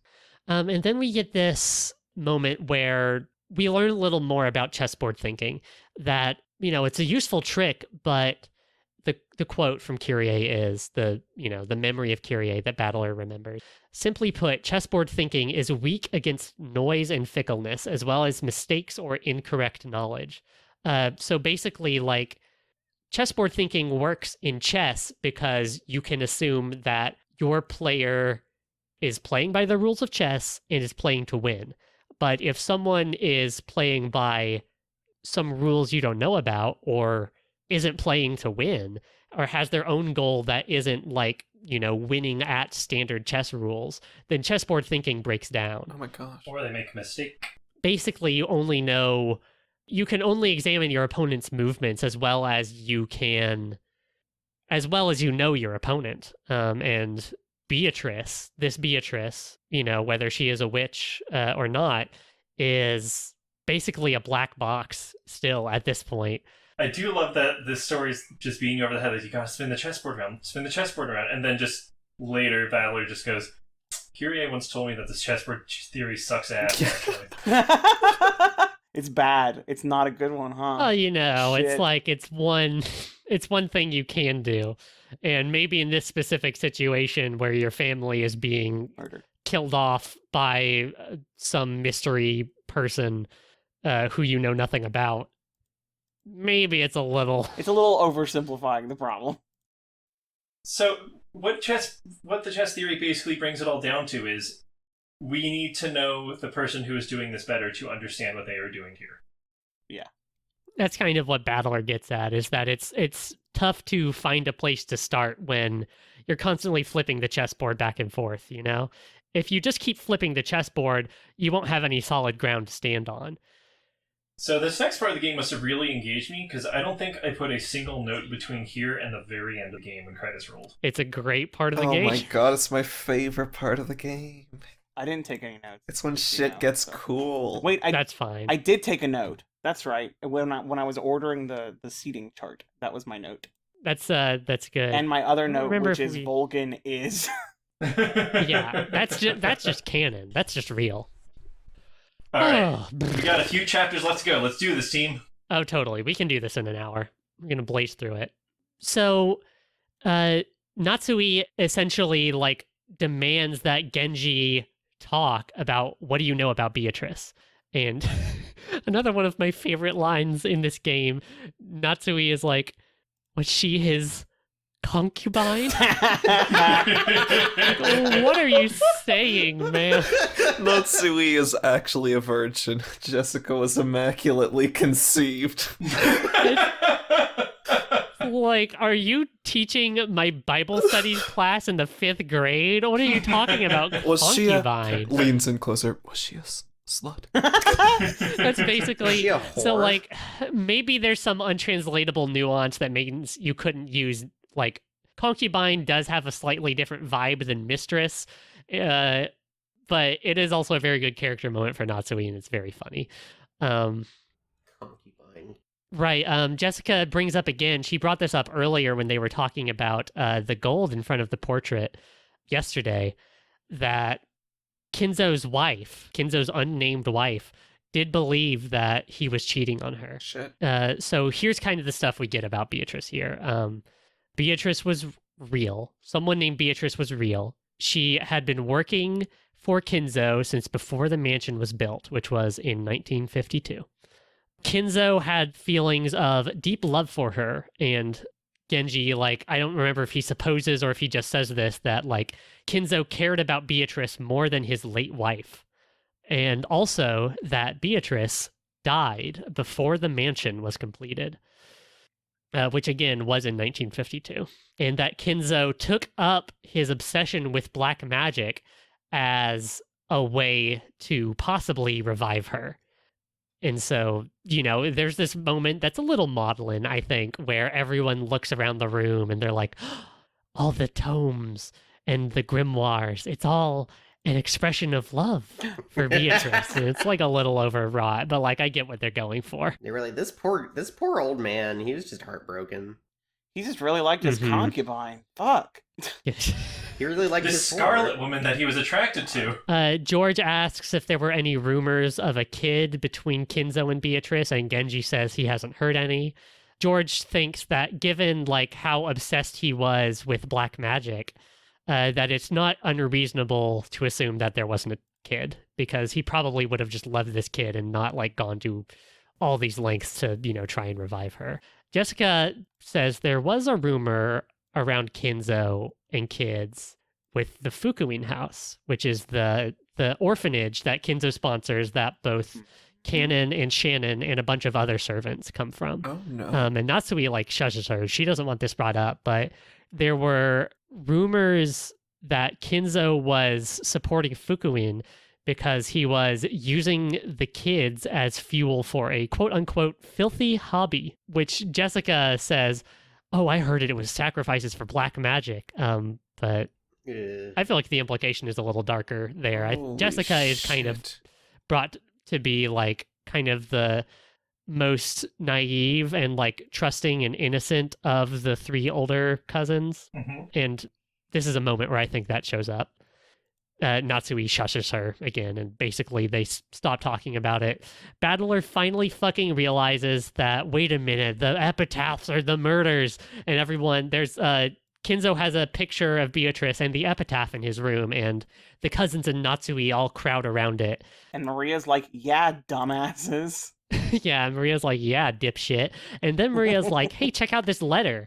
And Maria has found a letter from Beatrice on Kinzo's desk. And then gun! And then Natsui whips out his gun and she's like, backs against the fucking wall. So the older cousins and Natsui were all around the epitaph trying to figure things out. And the servants which is Genji and Kumasawa. Nanjo and Maria were not, which Natsui says it must have been one of you who put that letter there. Who did it? And, no one fesses up. But it was Beatrice, right? But it was Beatrice. Yes, it was Beatrice. Basically, the four of them, the four suspect people, paranoia sets in, and Natsuhi kind of creates an atmosphere that forces the four of them to kind of voluntarily leave. When Natsuhi is like pointing the gun at them, George is like, right now the island is outside of the reach of the law, but when the typhoon passes, the law will return. This is something that comes up over and over again in the novel when like they kind of reach an impasse where someone will say, oh, well, the police will show up tomorrow and they will definitely solve the murder. They'll go, hey, we're bootlickers. Which is very funny given the cops do show up at the end and fucking figure They're just like, out. I don't know, man, that was weird. That's some weird shit. I bet it was some weird woman who lived in the woods. I knew it! This feels somewhat intentional to me. Like most of the family keeps rejecting the idea of this like mysterious Beatrice who is the force that is the cause of everything, and that like this mysterious powerful force that has the power to do anything. But they do believe that the cops will just show up and make everything right and everything will be fine. They are rich people. The cops do protect their interests. That's true. Totally. It feels like a, I don't think this is Ryukishi's anti-fascist turn. I wish it was, but that feels like a particular kind of contrast that he's playing with there. The four suspect people leaving Natsuhi, Jessica, George, and Battler, all in Kinzo's study. Natsuhi says, with this, we are definitely safe, as she grips onto her rifle. And we reach the final chapter of Legend of the Golden Witch. It's 11:30 p.m. I really like this. We get these like tiny little character moments with everyone at the top. So Natsuhi is facing the door with her rifle in her hand. George is looking through a gap in the curtains towards the enclosed courtyard. Jessica is sitting next to Natsuhi, dead-eyed, and like taking her inhaler sometimes. Jessica has asthma. That came up earlier, but we never mentioned it, but Jessica has asthma. And Battler is like rummaging around in all of Kimzo's black magic tomes looking for a book on magic circles, which I think is a good little like moment of revelation for each of them. George is looking outside. Jessica is like worried and defeated. Battler is like scrambling for anything he can to kind of try and fight back. Very kind of bad. answer you can find. Inside the letter, which we didn't read, do we want to read the letter real quick? Yeah, I got it.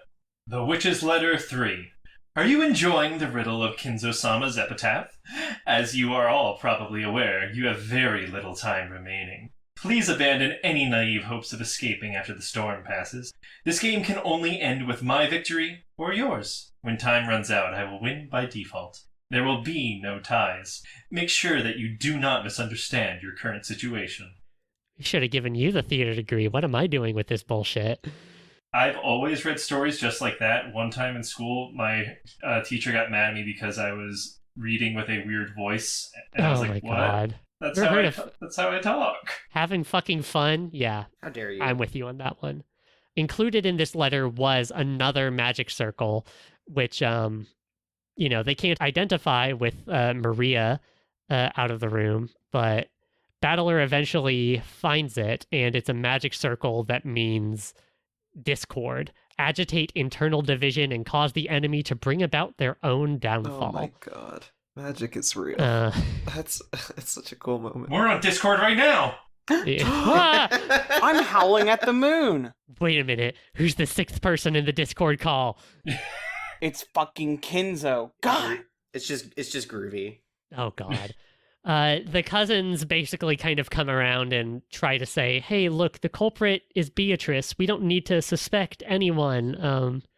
But Natsui holds hard to, her decision to kick someone out. Natsuhi says to Jessica, she calls her precious daughter, finally received 12 years after I married my husband. I would become the worst kind of demon to protect you. She's Which so is fucking pissed. But another in a series of girl boss moments But for then we get an Natsui. interesting moment, which is Jessica going, well, if I happened to be back there, Mhm. what would you have done, huh? Exactly. And also hinting Maria is family, and we should really take care of her. At this point, the phone rings, which is weird because the phones are supposed to be down. Yeah, right? Okay, theory evidence number 73. Well, hang on. Let's. I want to get through to the end of the. Let's get through the end of the main story, and then we can do theory zone. I'm too heated. Because we're so close. The phone rings. Natsui picks it up. There's no one. It doesn't sound like anything, but they can hear a kid singing far away from the receiver, and they're like, "Oh fuck, that's probably Maria. What's going on?" They rush down there. Battler brings a candlestick, like a long candelabra as a weapon, which is very choice. George says, well, they probably have some kind of weapon that can shoot or pound those stakes into someone, so we need to be ready. And there's this building tension. It's awesome. This whole sequence through to the end of the story is still to this day one of my favorite sequences in all of Umineko. It is so tense. The music is hitting, like you can feel you are in the end game. It says it's 11:30 at night, so it's very close to midnight. It's so good. They reach the first floor and they hear Maria singing in the parlor, but she's singing mechanically, like she was told to sing a song. They try to open the door. It's locked, obviously. George opens the door with Genji's keyring that he surrendered when he was kicked out. And they throw it open and they find Genji, Nanjo, and Kumasawa all dead on the floor. All of their faces horribly mangled, just like the corpses from the morning in the store shed. And each one of them has a stake in their stomach, knee. Well, each of them have a stake, one in their stomach, one in their knee, and one of their leg, respectively, completing the epitaph murders. Maria is standing, her face to the wall, singing a song, and the phone in the room is off the hook. Battler asks her who did this. She said, Beatrice. Was it the same person who gave you the letter? She says, Beatrice. Battler takes this as proof of a 19th person. And when she's asked, Maria says she doesn't know how anyone was killed. Maria says, after Genji locked the door to the parlor, Beatrice turned into butterflies and slipped through the crack in the door. Mm-hmm. She says Beatrice spoke to them. She said that the study is protected by a powerful force. She'd have to choose 3 sacrifices from the parlor instead. She says Beatrice spared her because she had the scorpion charm that Battler gave back to her. That happened. And said that Beatrice told her to face the wall and sing for a long time so that she wouldn't hear anything, wouldn't know anything, no matter what. Which is creepy as fuck. Another moment where I feel like magic is real. But go on. Battler's says this is all bullshit. Maria says, then who was it? Who killed it? Was it me? Did I kill everyone? I don't remember if she says that, but hee. But they realize that Natsuhi is gone and that Maria says she left after reading a letter, and Jessica tries to leave the parlor, but the doors are barred from the other side with Battler's candle holder that he brought with them. And then cut to in the foyer in front of the portrait of Beatrice. Natsui throws down the letter and issues a challenge to Beatrice, and golden butterflies flutter at the end of the hall. Yeah, Natsui accepts Beatrice's offer for a duel, and the butterflies form a human shape. The cousins break down the candlestick, burst into a hall, and they hear a gunshot. And they run into the foyer and find Natsuhi laying dead on the ground with a bullet hole in her forehead and her own gun barrel still smelling like smoke. Battler grabs the gun, and the clock is almost at midnight, and you get this little bit of prose. Isn't 2400 a strange time? It's both the end of the last day and the start of a new day. Mm-hmm. It can be read as 2400 or 0000. And then Maria runs off into the darkness. Battler points his gun into the darkness towards the portrait of Beatrice, and the thing Maria is running towards is the portrait's subject. Battler takes aim. I won't accept the existence of witches. The witches laugh. The clock strikes 12, and the rule that the witch would win when the time ran out had already been revealed. End. Gunshot rings out and the sound effects. And it It's so smash fucking cuts to good. the credits. That's crazy. You know, we get a little end roll here before we get to the theories. The police conducted an investigation, but couldn't figure anything out. The corpses of the cousins, even though they supposedly survived, were never found. Though, given the gruesome scene, it's unlikely anyone actually did survive, and then is what the cops decided. Many years later, a bottle washes up on shore with this story, with Legend of the Golden Witch inside of it, scribbled in tiny letters on notebook paper. And real tiny, itty bitty. And this causes the murders to like take on this mythical status.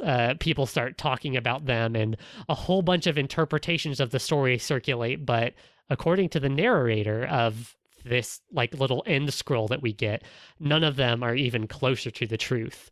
And then we find out that the letter itself, the message in the bottle, was signed by Maria Ushiramiya, which is weird because they looked into it and they did find a piece of Maria's jaw identified via dental records. It's unlikely she survived.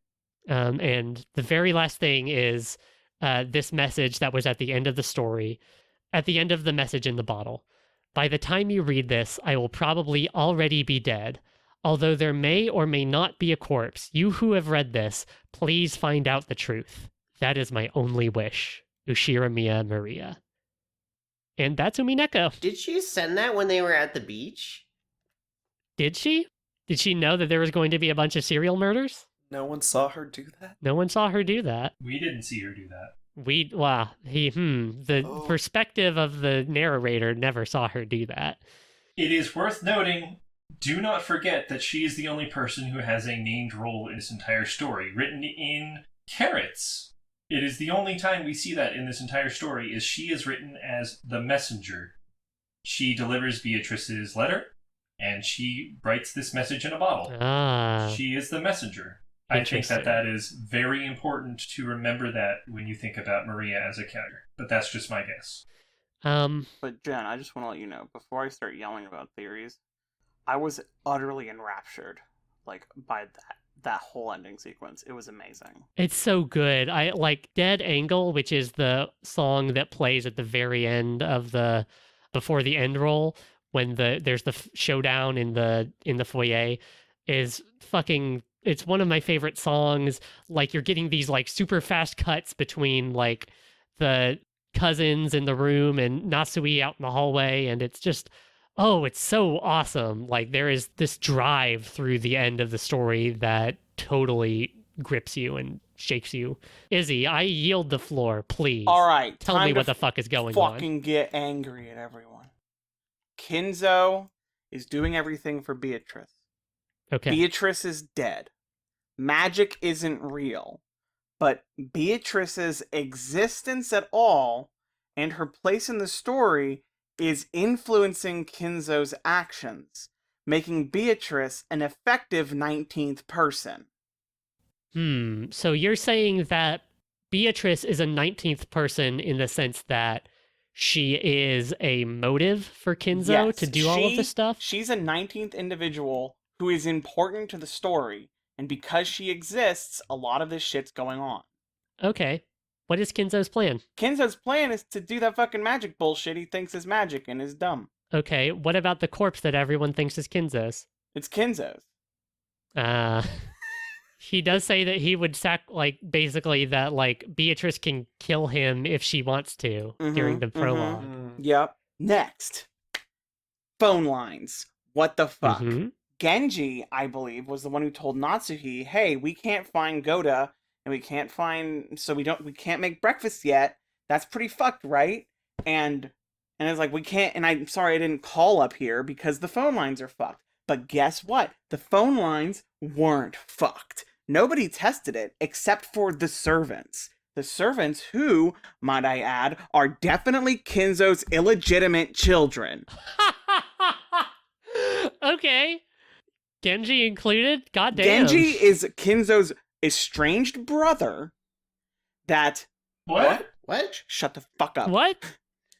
Genji is Kinzo's brother, and they've been hiding it. Now, hear me out. Why would they I am here. My why ears are would they wide be open, wearing, Isabelle. Why would they be wearing the things? Because only blood relatives are supposed to wear it. And, like, he won't even change that for people he thinks has the wing emblazoned on their hearts. But guess what? They're wearing it because they're blood to the Yoshiromya family. Because they're his illegitimate children. Is that what That's what's going on. Is that what being furniture means? Even though Genji said that, well, he didn't hear of any kind of rumor about He about is Kinzo having lying kids. to cover it up. You think Kinzo would kill his illegitimate kids to bring Beatrice back? Yes! I believe that. Here's my question. Once Kinzo has already died, why does Genji die at the end? Yeah, why would Genji continue to carry this out? He doesn't care about Beatrice. Genji doesn't care about Beatrice, but Genji cares about respecting Kinzo's wishes. Kinzo being dead does not absolve him of responsibility in his mind. Including... So he continues to perpetrate what's going on because that's the plan. That's what Kinzo wants. Even if it ends up with Kinzo's death, that's what Kinzo wants.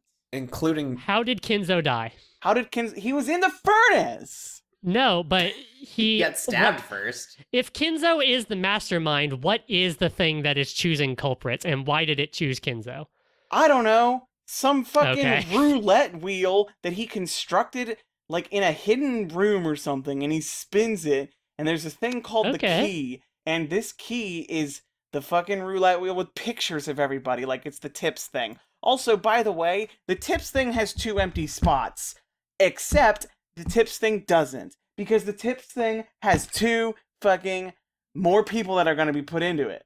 And I know one of them is supposed to be Maria's father, but that's definitely going to have someone else put in there because it's driving me fucking crazy that it doesn't. Right, so there's, we should say, there's this screen in Umineko called the tip screen, and it has, like, some information on all the characters laid out in this kind of grid fashion, and with lines in between them being like, you know, this is this person's child, and this is this person's husband, like that kind of thing. And there are 2 empty spaces in this grid. It's a 5x4 grid, but there are 2 empty spaces in it where you could theoretically put 2 more people. I only see 1 empty space. Well, that's because Beatrice takes up one of them. Yeah, Yeah. Beatrice does end up taking up one of them in the tea party. Okay. Does anybody else have any other theories that they want to get out before we tackle these epilogues? Honestly, I was kind of stumped. I'm like, oh my god, what's happening? Mm-hmm. One other thing I wanted to say is that with a screwdriver, with enough room that they were saying they could get in between the chain and the door, you could probably pop the bit of the chain off the wall and just walk in that room. And then Okay, screw it back no. on, Oh, I yeah. believe. You don't That's understand. a lot of shit to go through They to kill were a couple people. acting like the Look- train was down. Sorry, what? It wasn't really Izzy's down. theory is that the chain wasn't really up. They were acting like it was locking the still door doesn't- because only the servants were there. Only the illegitimate children and the estranged brother were there.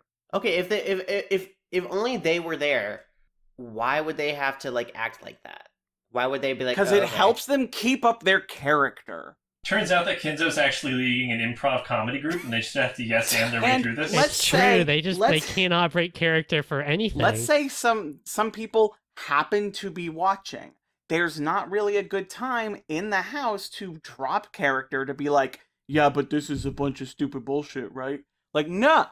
Cannon has a thick Australian accent, actually. He's actually Australian. So this is like the end of the game proper, and after you get this, you unlock something called a tea party, which is reminiscent of in Higurashi. You would unlock these things called all cast review sessions, where it would be like the characters of the story kind of talking about the story they were just in, and like, oh man, I had a really gruesome death scene this time. I wonder what could be the cause of this curse and stuff like that, you know, kind of like as if they were actors talking about a play that had just ended. And this starts out very similar. They call the game they call Legend of the Golden Witch a bad end, where no one tried to solve the riddle of the gold and time ran out. I loved how much they shit on themselves for not even trying the fucking riddle. It's really funny. We really didn't give it a go, did we, huh? Yeah, I mean, that is something that is laid out in the very first letter, and basically no time at all is devoted to solving the riddle, or even considering the riddle at all, except at the very end when they realize that the murders are kind of like it. It's all the cousins and Shannon and Cannon, and everyone goes around and says, man, it must have been a witch. George even says, I thought this was going to be a mystery game, but it's actually a fantasy game. And Maria's like, no, Beatrice exists. And everyone basically goes around and says, yep, Beatrice exists. Each crime would have been impossible for a human. And then Battler goes and ruins the whole thing. One quick thing before that. George is like, oh, it's a shame that, Shannon, you had to die in such an undignified, painful way. And she says, very tellingly, well, it's not like it hurt. Anyway. I am 100% certain that Shannon and everyone inside of the guest house was poisoned in some way, whether it's through like a poison in the air or in the tea or whatever. I am 100% certain that that's what happened to at least a chunk of them. And I would blame Gohda for it because fuck him. That's a good thing to default to, is to blame Gohda. Gohda's the 19th. It's been correct every single time that we've landed on it. He did the flower. But Battler says, what? No, it couldn't be a witch. What witches aren't real? And everyone kind of in turn starts asking Battler, okay, well then, how did I die? Shannon's like, how did I end up like that? And Battler's like, maybe they used some tool in the store shed to grind your face off? Jessica's like, what about Kinzo's disappearance? And Battler's like, oh, we talked about that in the story. And like, this just keeps going on. Cannon's like, can you explain my death? And maybe Kumasawa got you, or maybe there was some sort of trap. Shannon's like, what kind of trap? And Battler's like, maybe Cannon, Eva, and Hideyoshi were all just pretending to be dead. That's a classic mystery trick. Now I feel like I'm Battler in this situation. Everyone keeps bombarding Battler with these questions, and Battler's like, I don't know. There was some trick. Eva and Hideyoshi jumped out the window after they were examined. All of this stuff, like, he really starts getting put through the ringer. And Maria eventually just flat out asks him, well, if a human did it, then how did a human do it? What kind of device? What sort of escape? Why don't you believe in Beatrice? Which is what I will say to both you, Izzy, and you, Matt. You can just say a human did it, sure, but how? How did a human do it? How did a human commit all these murders? Izzy and I are both in agreement on at least one point, which is a human did not do it. It was at least two people who did this. How did two people kill Genji, Kumasawa, and Nanjo inside of the locked room of the parlor with no one else but Maria? Genji is doing everything to fulfill Kinzo's wishes. Genji killed the other two and then himself. How did he grind his face off? With a Or grinder. how did his face come off? What? With a fucking belt sander. I don't know. Thermite. You're saying he ground his own face off? First he ground his own face off, and then he ground off the face of the other two. Easy. Next question. You saved his face for last. That doesn't make any sense, Matt. My thing is perfectly sound logic. Battler comes around and he performs one final spinning of the chessboard, and he says, if you want me to believe in witches, just show me a witch. Yes! And then Beatrice shows This up. is a really cool part.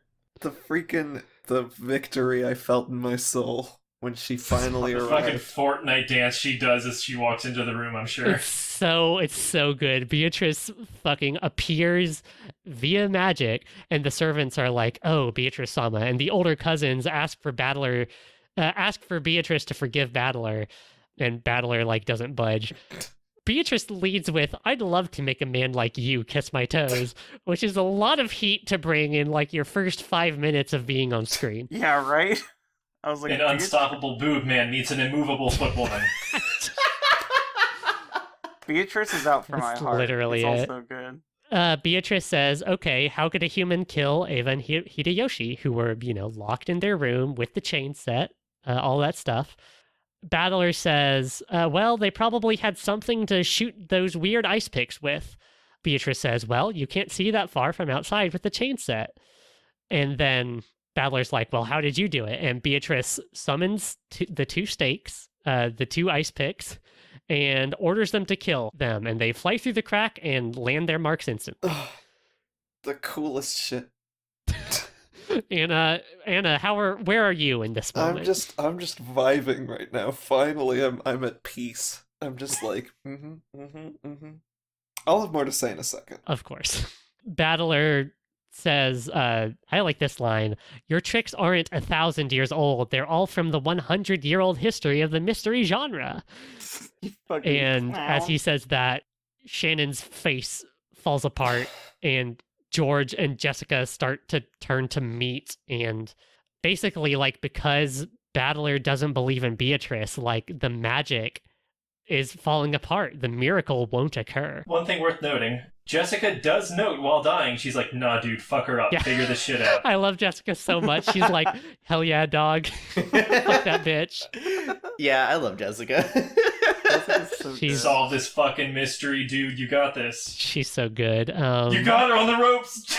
Battler says, yeah, I'll never forgive you. And then that is the end of the tea party. I should say that the tea party was that you get a location screen at the front. It says Purgatorio is where the tea party, this whole sequence was taking place. Yeah, Battler says, I'll never forgive you, Beatrice.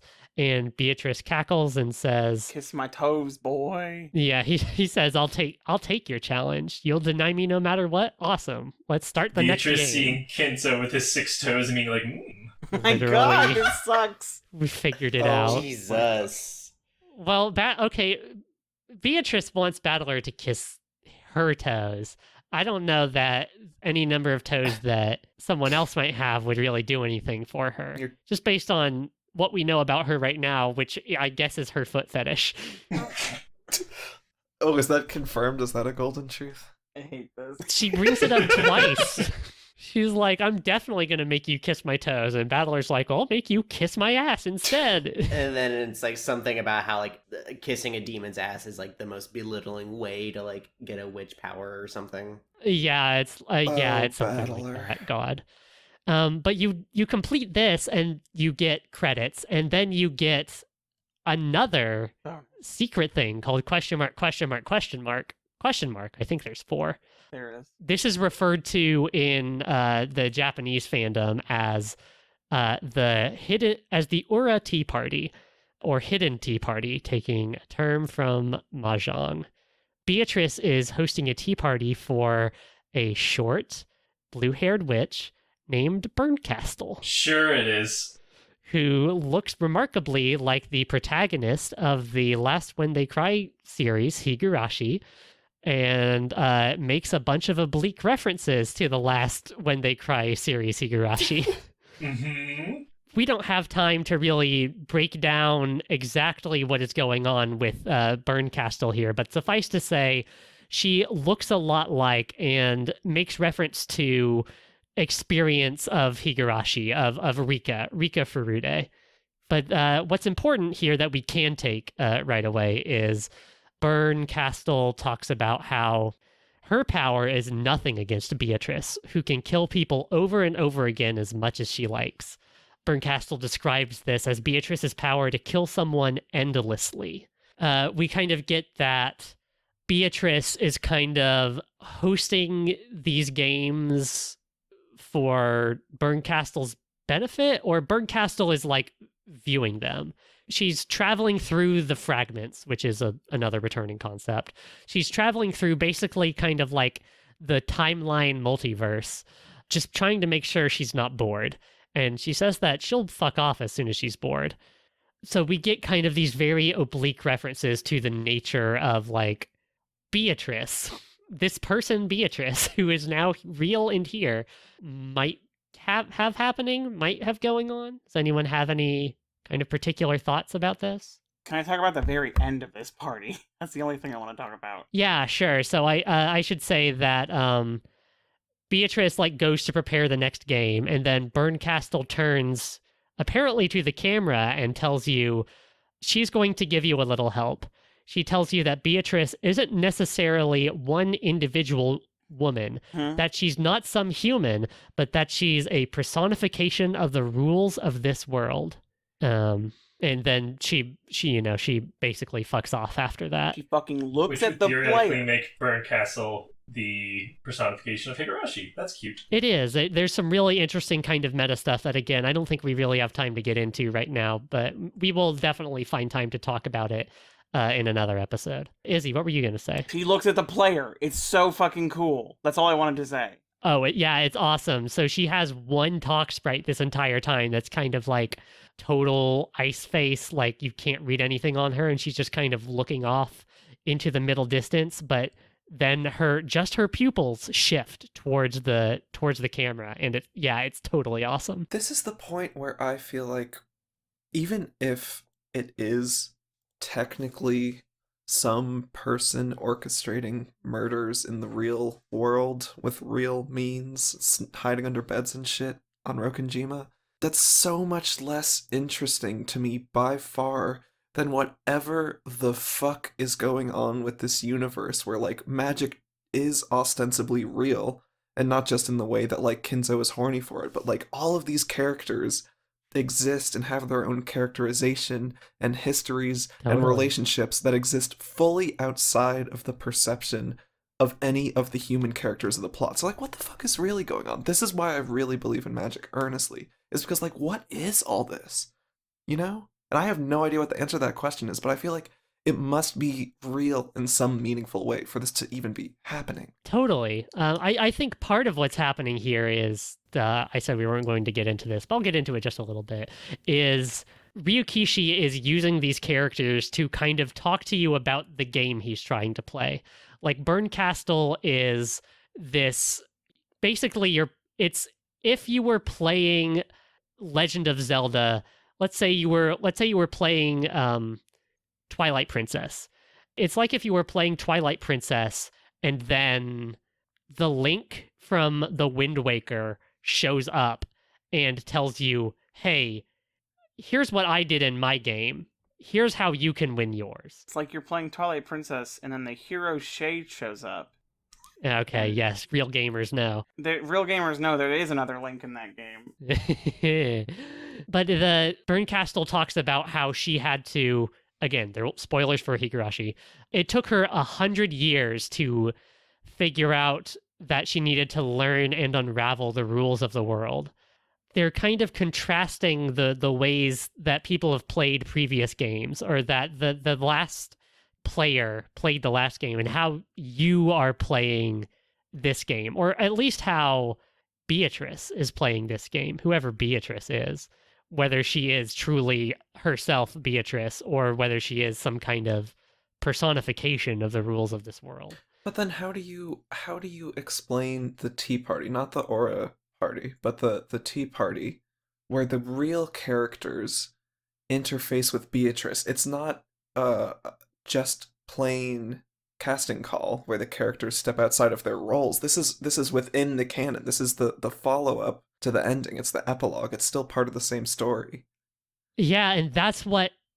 Oh, we are... Okay, so this is it. This is the reason Umineko is so fascinating to me, that I keep coming back to it, and that there's so much to think about, because even the Tea Party, which at first, like, ostensibly presents itself as some kind of, like, post-canon thing, is also canon and is also happening within the story. And the story right here begins to talk about itself and what it is doing and how the things it is using and the way it is meant to be approached, or the way it assumes you are trying to approach it.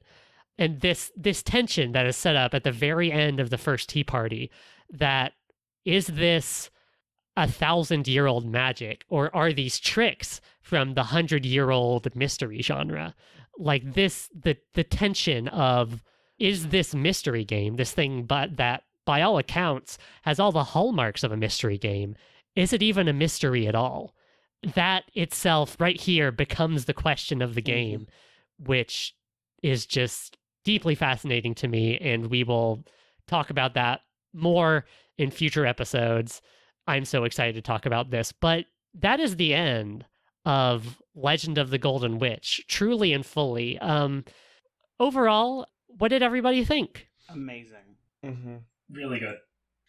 I thought it was entirely captivating, especially that like chapters like 7 through the end. I was just like, I read it all in one go because I couldn't stop reading. So Oh yeah, into totally. the wee hours of the evening. I'm the kind of person who like I feel like I need more like information to like really put together like what I really think is happening here. Uh-huh. So I feel like I might start getting an inkling of that in episode 2, but I don't even know how that starts, so we'll see. Things will continue. We have 7 more books to go, and they're so good. I do think magic Anna, is did you real. have any kind of parting words or anything? Just the experience of reading it was incredible. For it being long and difficult to read, it's still incredible. The writing, really good for a freaking computer video game. The sounds, the sprites, the cinematic moments, like the ending that it manages to accomplish with still sprites and goofy like 7 sound effects and music.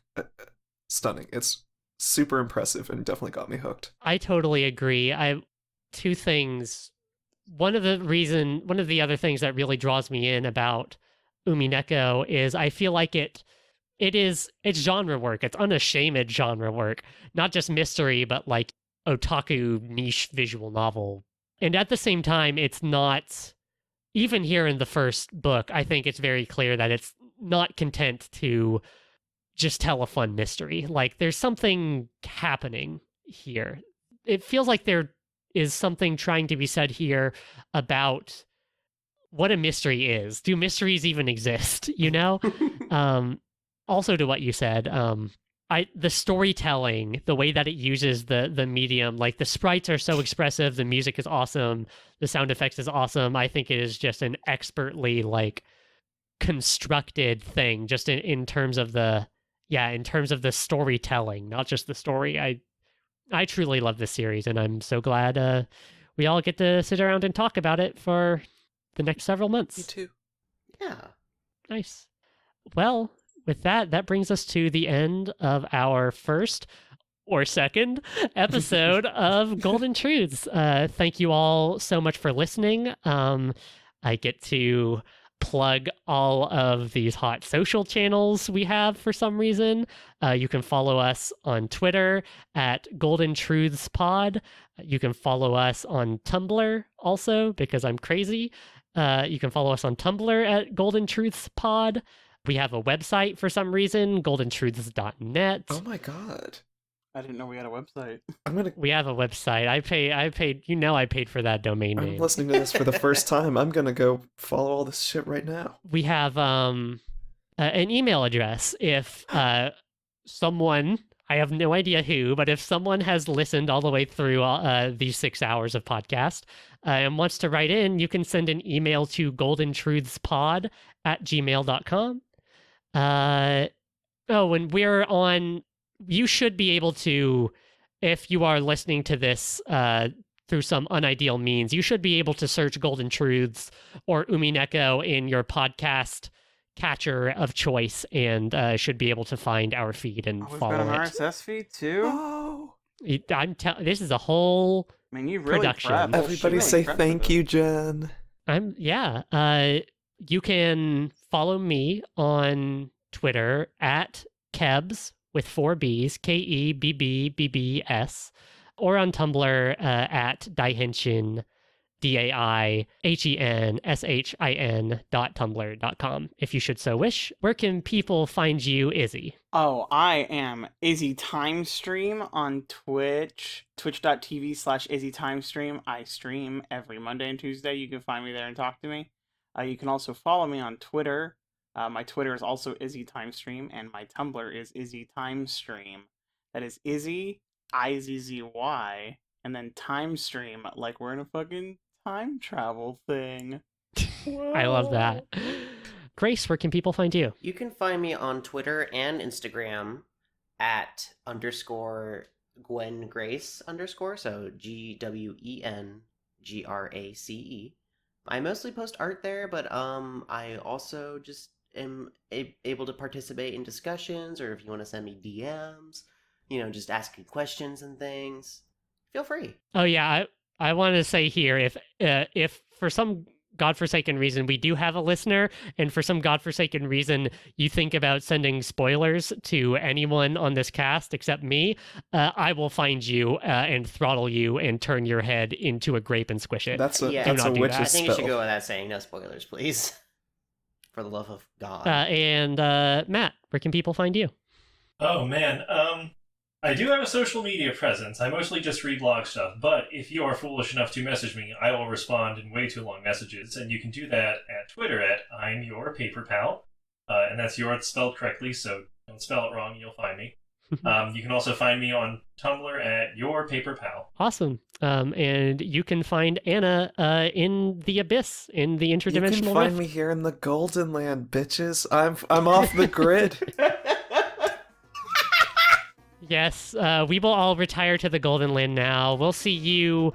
I'm planning on a monthly release for these, although if these are 2 episodes, they probably came out pretty close together.